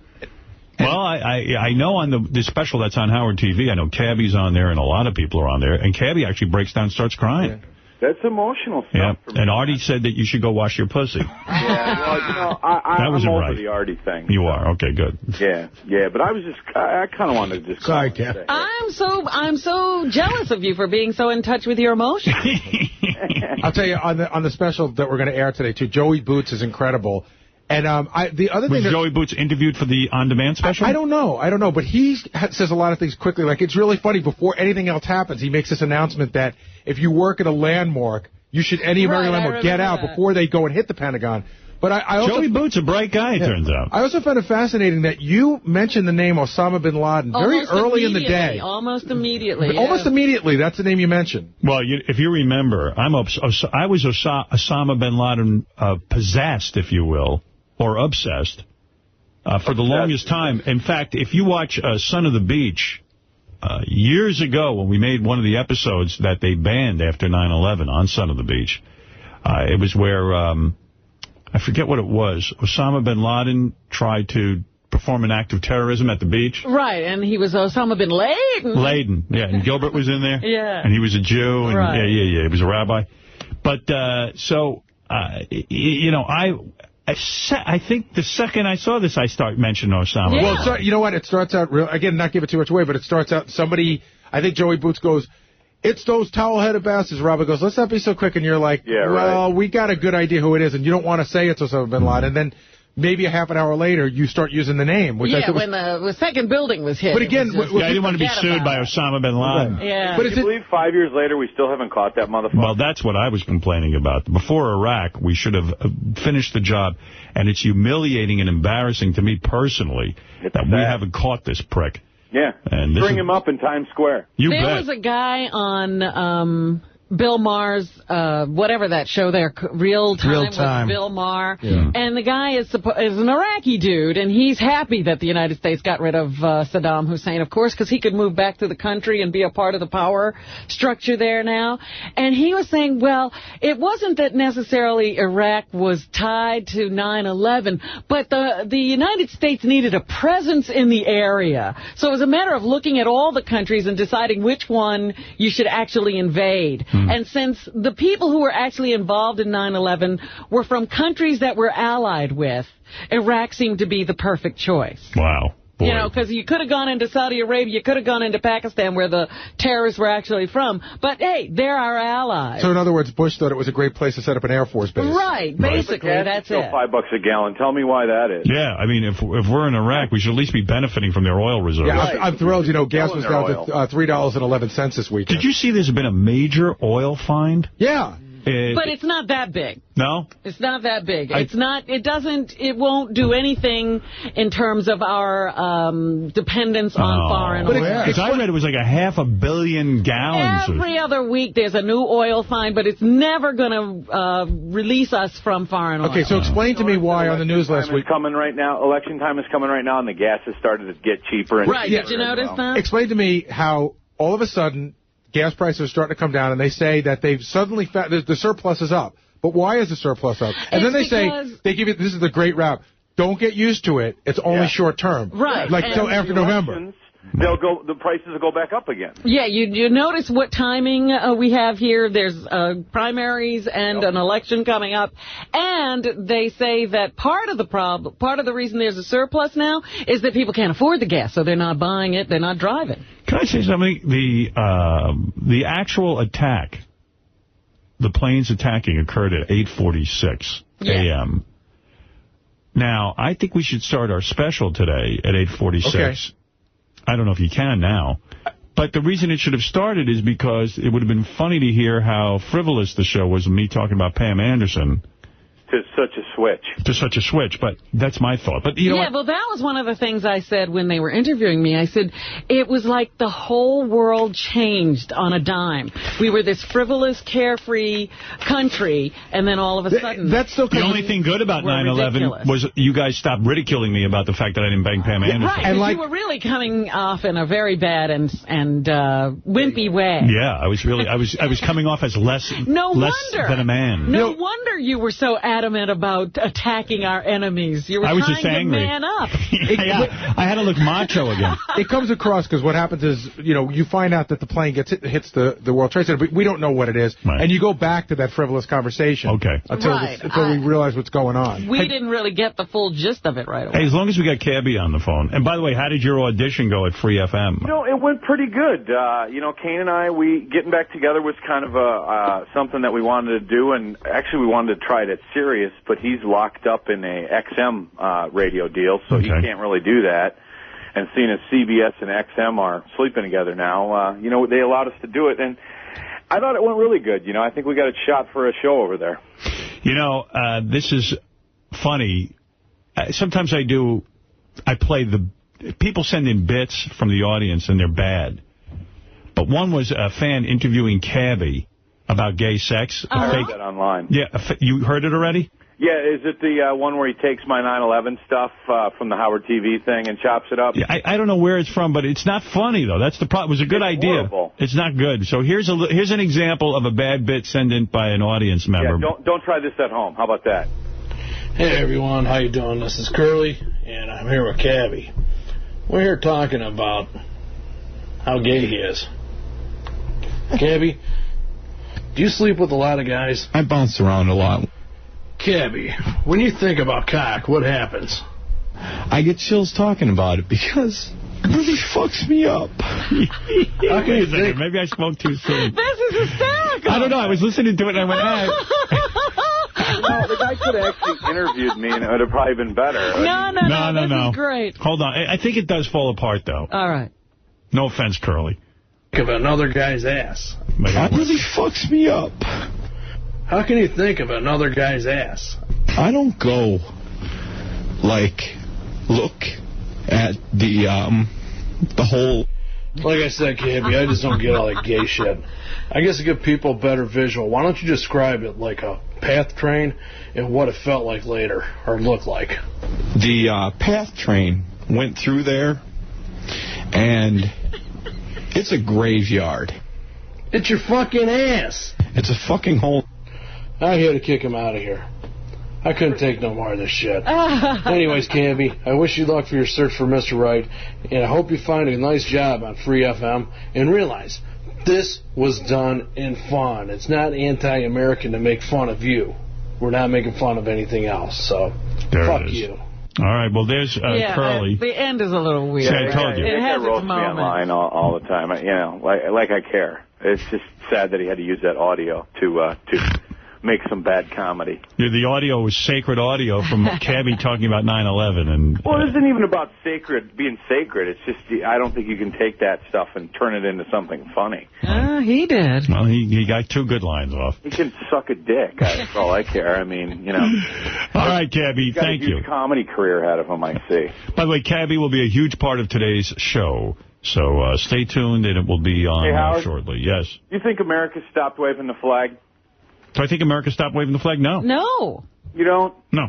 At the tennis match this weekend, they unfurled a huge American flag and had Gladys Knight singing the Battle Hymn of the Republic and Oh Beautiful. A lot of my neighbors on Long Island have a big pole and a lot of people flying the flag. Flying American flags. I see a lot, actually. In fact, it was funny. I was thinking about that this weekend. I was watching a neighbor of mine. It was a nice breeze, and I was watching the flag, and I felt good. I was like, wow, that's a cool thing to do, Yeah, I just think that, a lot of people put it away. 𝗪𝗏, you got back last week. Yeah, 𝗪𝗏, you've been in jail. That's why you haven't seen too many flags. Those guys aren't exactly all bumped up about America. Oh, man. I love this country, and God bless America, and God bless you for staying on the air that day, man. I know that's one of the things a lot of people say to me is that you really helped them get through that, and that's all I'm going to say, man. You love it so much, you should never have withdrawn your support. 𝗪𝗏, yeah, you should pay your taxes and support the country. All right, goodbye. All right, later, man.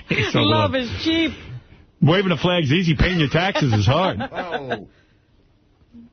That's the real way to wave the flag. There you go. Here's a spot or two.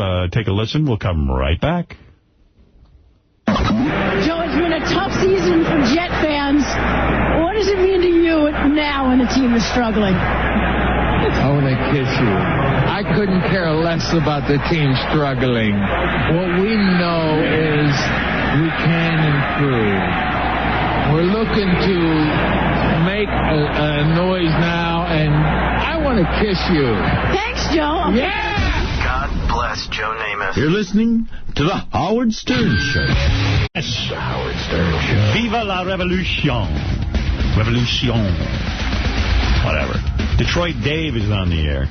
Hey, Howard, how's it going? Hey, now. Hey, Artie sounds a little pussy-whipped even without Dana. Well, you think so? I just think it just went horribly wrong at his concert, and it just didn't work out for him with the sex. He just seems a little scared to, try to move on, Well, no, I was trying. Trying the key word. Richard Roper reviewed your movie. Did you hear about this? We got a copy of the he review. did? Yeah, him and the girl from, Aisha. Motherfucker. Not Aisha. Who was the girl who used to host Talk Soup? Aisha Tyler. Yeah, her. She's the co-host. I'm wondering how I only got a piece of it. I'm wondering how we got to see it, because we're keeping this so secret from critics. I don't know.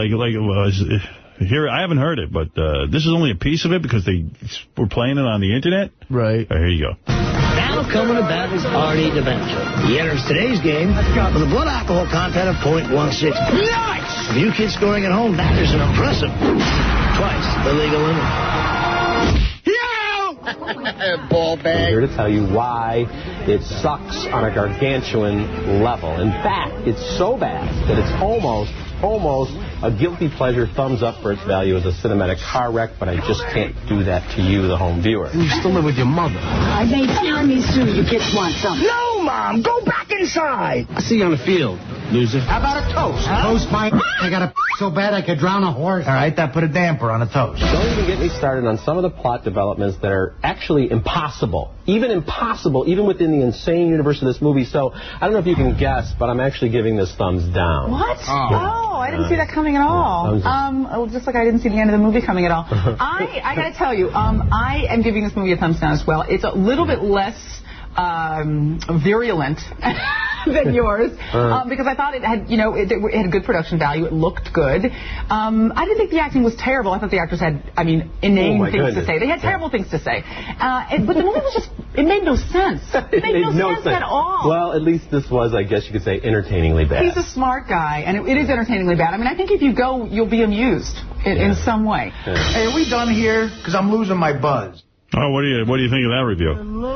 Well, that's why we kept it secret from critics. I don't even have the heart to do this. Scott put that together. He took a really bad review from a Nicolas Cage movie and he made it a beer league review. That hasn't been a review. That was a Nicolas Cage movie? Yeah, oh my God. Scott put that, this is the first time Scott ever woke up to do a bit. That's great. And I was like, and I said, and I'm playing it and I go, it's Evil Scott. Yep. That's not your review. That's a Nicolas Cage movie. What Nicolas Cage movie? Wicker Man. It's probably the one he just had out. Oh, yeah. Wow. I heard a woman coming out of the theater say that is the worst movie she's ever seen. But Artie Lang's Beer League actually did get reviewed by a guy named Mark Bell, and he gave you like 20 stars or something. He gave you, 4.5 stars out of 5. Where's he from? He just got out of jail, actually. No, I don't know. He's from something called Film Thread. It's like a website. Oh, that's nice. But he gave it a good review. That's nice. Says, Beer League is a welcome return to a time when comedy was offensive and disturbing, but hilariously so. So there you go, bro. Wow. Good for you. Were you freaking out during that? I couldn't even go on with it, Robin. I don't have the heart. The website... I want to hear it. Come on, it was funny. The editing sounded... no, that was it. But I couldn't go on with the gag. Oh, you couldn't let it just stand. You had to tell Artie right away. I did. I buckled. I'm sorry. Were you upset because you had been promoting his book so heavily that it didn't make a difference? Yeah, I was like, none of that ass-kissing worked at all. Look, we're not letting critics review it, so we plan on most critics not liking. Oh, Oh, really? You're going to hold this from the critics? Yeah, definitely. Yeah. I mean, because, Seems like some of these critics liked it. Yeah, I guess. I mean, that's nice that guy liked it. And Variety, again, gave it sort of a positive thing, but it wouldn't be surprising if that's the actual Richard Roeper review. Right. That was funny. It was Scott did it. I just had to tell you right away. I buckled. Some of it I was going, like, holy Christ. Like the worst movie ever made. Oh. Man, that Nicolas Cage, you never hear him. Critics usually like him, too. No, not this time. Jesus. So, blame me if you wanted to hear Artie sobbing and breaking down. I couldn't do it to the guy. Because you know what? He's vulnerable right now. Well, yeah. I mean, you don't want him falling apart thinking that that's what Richard Roeper really said. If there's one thing I'm used to, it's bad reviews.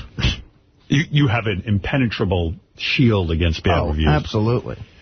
I was in the middle of bad bits that listeners have sent in. We use a lot of bits that listeners send in. A lot of them are really good, but this is a guy who sent a song parody to Billy Joel's Downeaster Alexa, but this is I Went Down on My Sister Alexa. And it started out promising, but it didn't go anywhere. What do you think? Was that right to keep that off? Kind of. It's very creepy. All right, and then there was Surfin' Bowie. A lot of people send in Baba Booey songs, and you can't go wrong with a Baba Booey song, but sometimes you can. I don't think this one worked. Well, everybody's heard about Baba Booey, Baba Booey,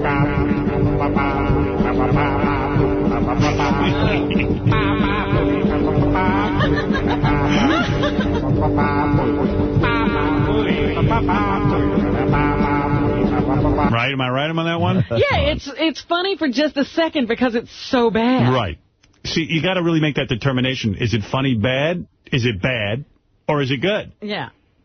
It's just bad, but for a second. It's not long enough to make a bit out of that.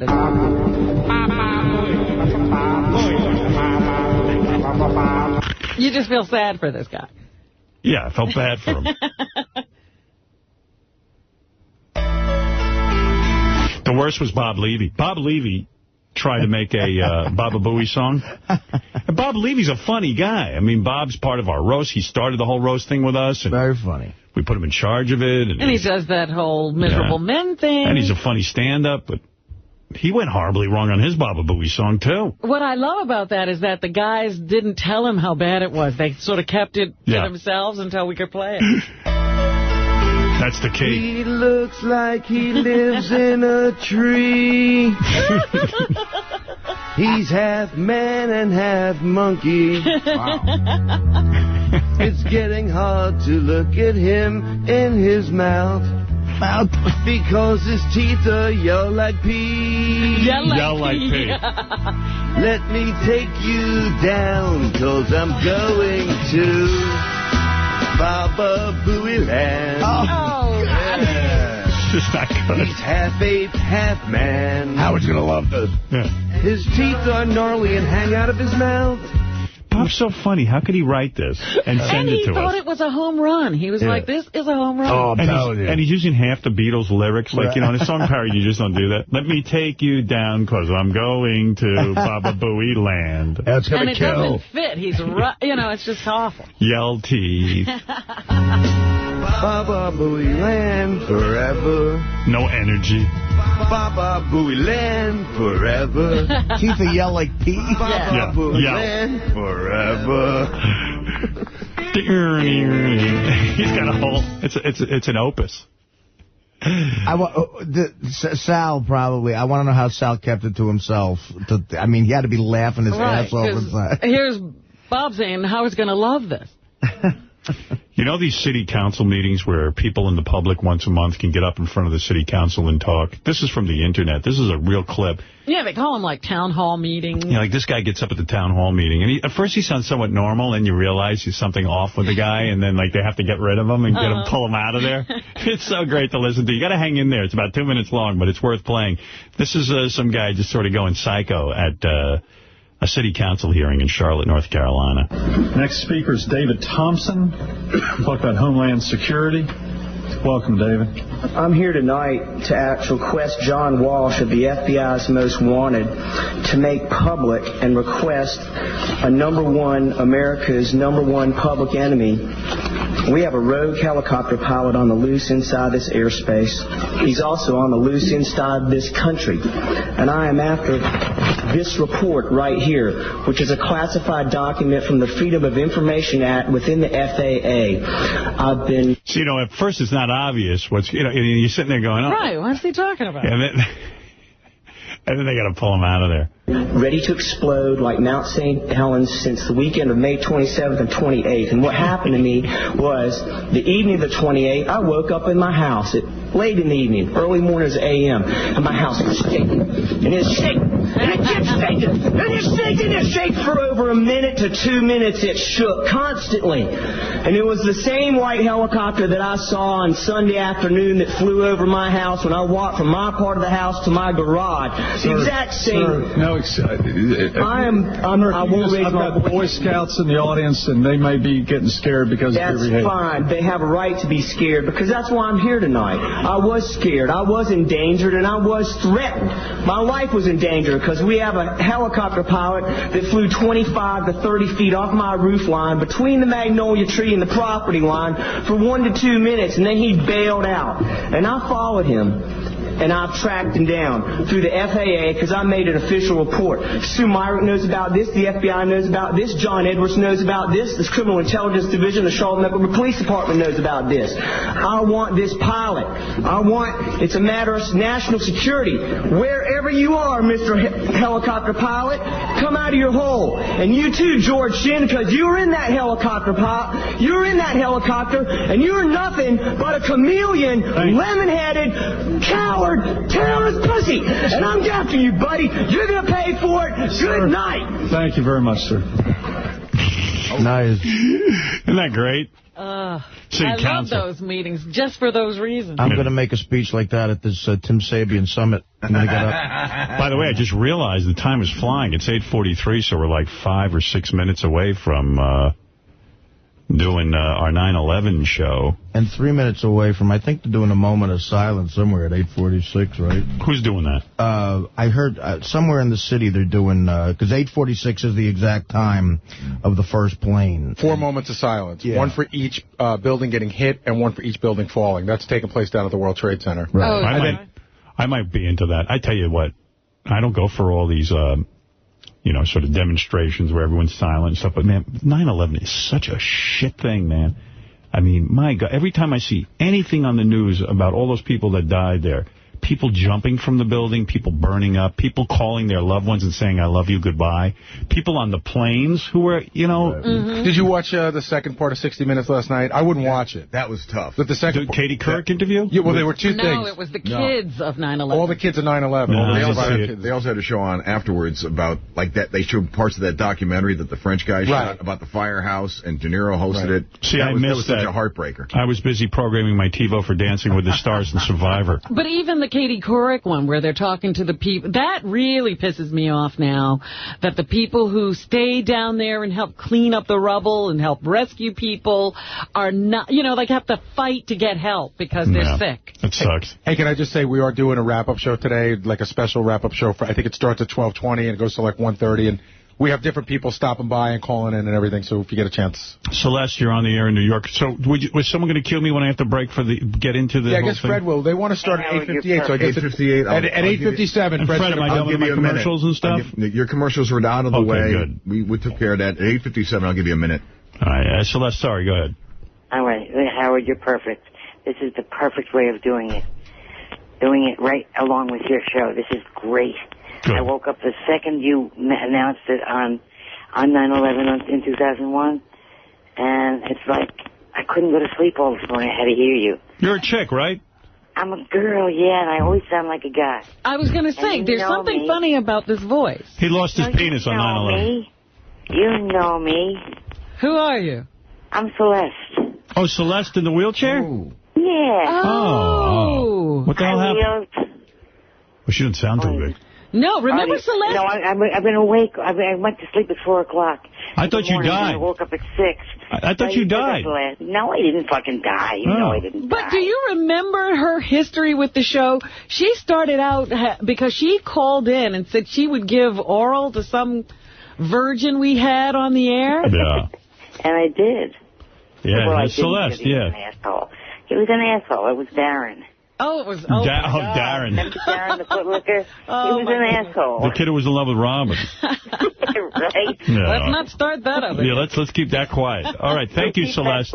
Thank you very much. Howard, I adore you. You're wonderful. You are all so absolutely wonderful since you came on Sirius. You're amazing. The last time we saw Celeste, she was upset with us because we didn't include her in our last show on terrestrial radio. Well, that was Robin's call, Celeste, not mine. Robin decided that one. She's really the brains of the outfit. Thank you. Double A, you're on the air. Hey, how's it going? What's going on? I want the whole world to know that what a treat you're in for just in a few minutes away. Because that day treat? Oh, my God. I mean, nice choice of words. That was the best radio ever. I mean, like, you guys were, like, amazing that morning. It was so incredible how you stayed on and, like, passed your time. Thank you. We have 1 minute left, and then we will break into that. So, Double A, I'm going to move it along, and thank you for the kind words. All right, bro. Have a good one. All right, Double A, everybody. Well... They got 10 minutes left. In fact, they say the show was so good that morning, a lot of fans stayed in the towers as not to miss a moment. Oh, geez. And that's what did them in. That's what people are saying. There was one kid on the 60 Minutes show last night. She lost her father and her grandfather. They were two firefighters. I got to tell you this. And, you know, everybody was called to come down because of what was going on at the World Trade Centers. The father did it. And then his father ran in because he knew his son had gone into the building. All right, listen, let me just say, we have 1 minute or... No, 10 minutes. No, 10 minutes, Fred. Did I have that wrong? Yeah, it's 8:48. Okay. Okay, sorry. Let me set this up. Well, all right, I'll take a few more phone calls and then I'll set it up. Right. We're starting at 8:58, Howard. Sorry about that. I thought it was 8:50. Well, Fred just gave me a sign that I had a minute left. That's why I got confused. But it's okay. You made a mistake. Yeah, but I mean, you know, the stories from that day are just incredible. Yeah, when you listen to this broadcast, we were on the air just about now talking about Pam Anderson. And whether you could have gotten her. Yeah, I was at a club, and she kind of made out with me, and then everyone was like, well, did you bang her? And I go, no, I went home. I had to work the next day. And your excuse was I had to go to sleep. Yeah, I did. I was tired. So everyone was goofing on me and calling me a homo and all that stuff, and we were watching TV when, Gary walked in and said, put the TV on, and we saw the first building up in flames because we had been told that a plane had flown into it. Yeah, so that's what you're going to see. That's what you're going to hear when we break away this morning to commemorate the 5th anniversary of 9/11. Steve, you're on the air in Middlesex, New Jersey. Yes, I'm calling for a Fred Eric Norris. Yes. Is this Cookie Puss? Oh, yes, it is. Is Fred there? Yeah, hold on, Cookie Puss. Fred, it's for you. It's Cookie Puss. This is a phony. I can tell. Fred, you didn't forget about me, did you? We had some good times together. This is a phony. A princess got between us. Listen, I fell for the Riley thing. I'm not falling for you. You don't think this is the real Cookie Puss? I don't think so. I'm going to put Steve back on, okay? Hold on. All right, put on Steve.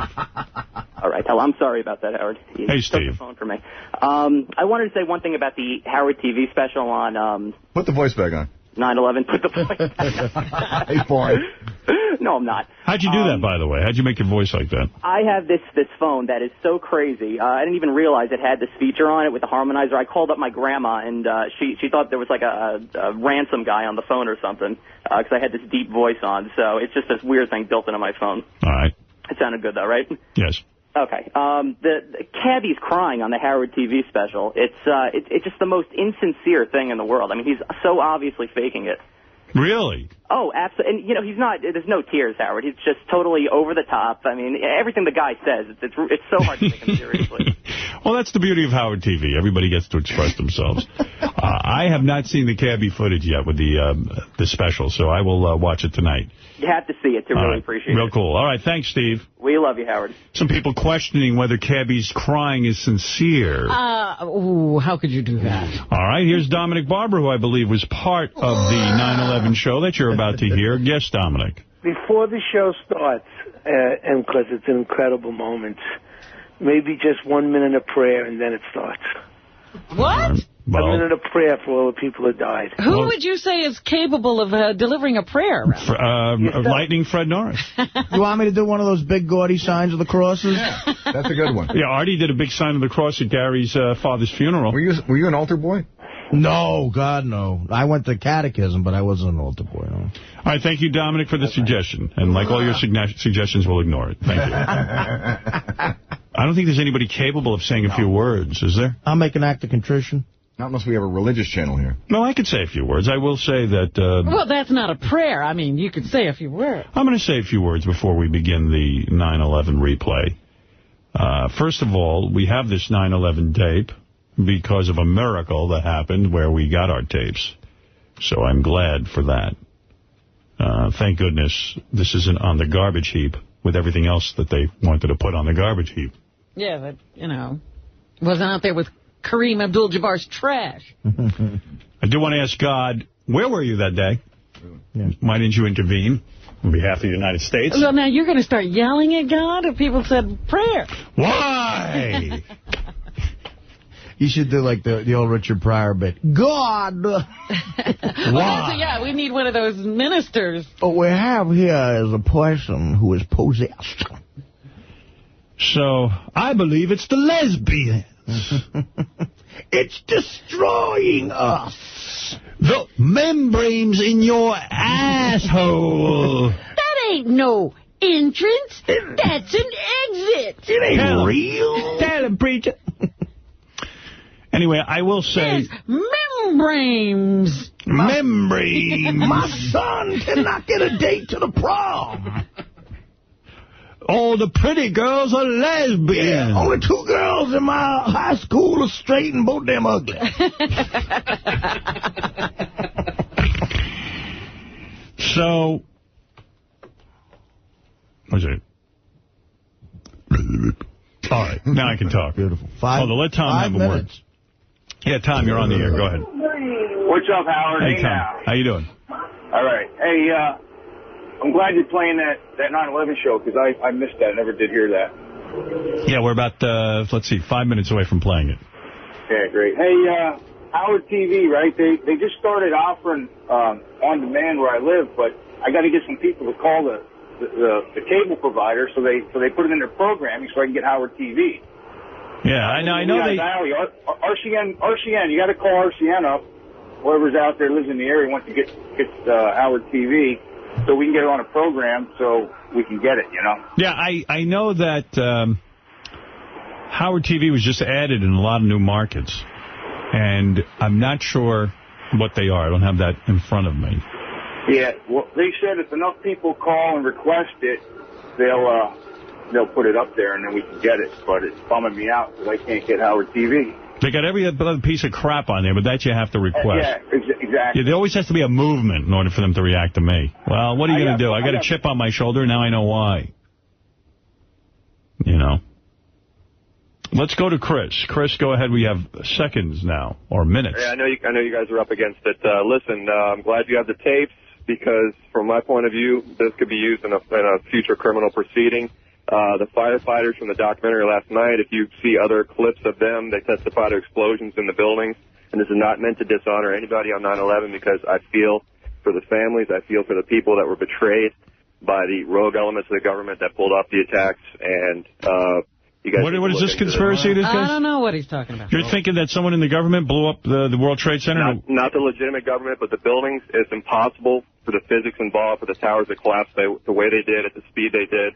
Look at Building 7. Building 7 was a controlled demolition. It's been proven. The people under... Do you believe it was rogue helicopters? Do you think there were explosives in other parts of the building? Is that what you're saying? There were explosives in both towers and in Building 7. It's proven. You can go online and you can see the evidence for yourself. You can hear the testimonies of the firefighters. I don't know if you remember the firefighter last night towards the end of the documentary with the bloody nose, and he's drinking some water, and he's sitting down with another partner. He testified to explosions. The captain with the short grayish hair that retired, you can hear him and the other guys that were at the station. Have you heard the theory that the towers are still standing, that it's all an illusion set up by David Copperfield? Yeah, we've read that one. Howard, this is a serious subject. Well, I don't know, Chris. Howard, you may not want to touch this on the air, but for yourself, I know you're intelligent people. You open your Chris, eyes. I got to go. You're making my head explode. You're making me insane. I mean, what is that? This could be used. They're taking the word of a guy who just came out of the building and is dazed. You know, this proof. He could actually know what occurred in that building. He might have been confused by all the events. Howard, there's proof on the Internet. It's been proven. It's destroying us. 2 minutes till the special as we get down. You may not want to get into that on the air. You probably know this stuff, but it's so sensitive. Yeah, we right. won't discuss it. Yeah, I'm not going to get into it on the air. My personal life, I'll get into it. All right, listen, we are about to go to this. So let me just say that it was suggested by many of our fans on the Internet, at Stern Fan Network, and some of the other websites. Also, there was a tremendous amount of email generated. And we didn't even ask for it. We didn't say, what's your opinion on what we should do on 9/11? It was just that everyone said, now that you have the tapes on 9/11, would you replay what happened? And the setting was we were on the air at K-Rock, as you know. And we were, talking about, as we said, Pam Anderson.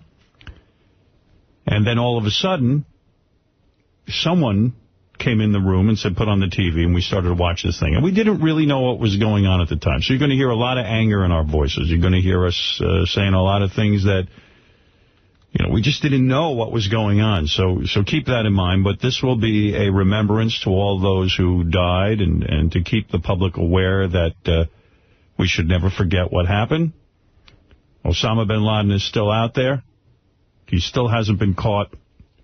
He's the one responsible for these attacks, for orchestrating these attacks. He's celebrating the day by putting out tapes of himself planning the attack. That's right.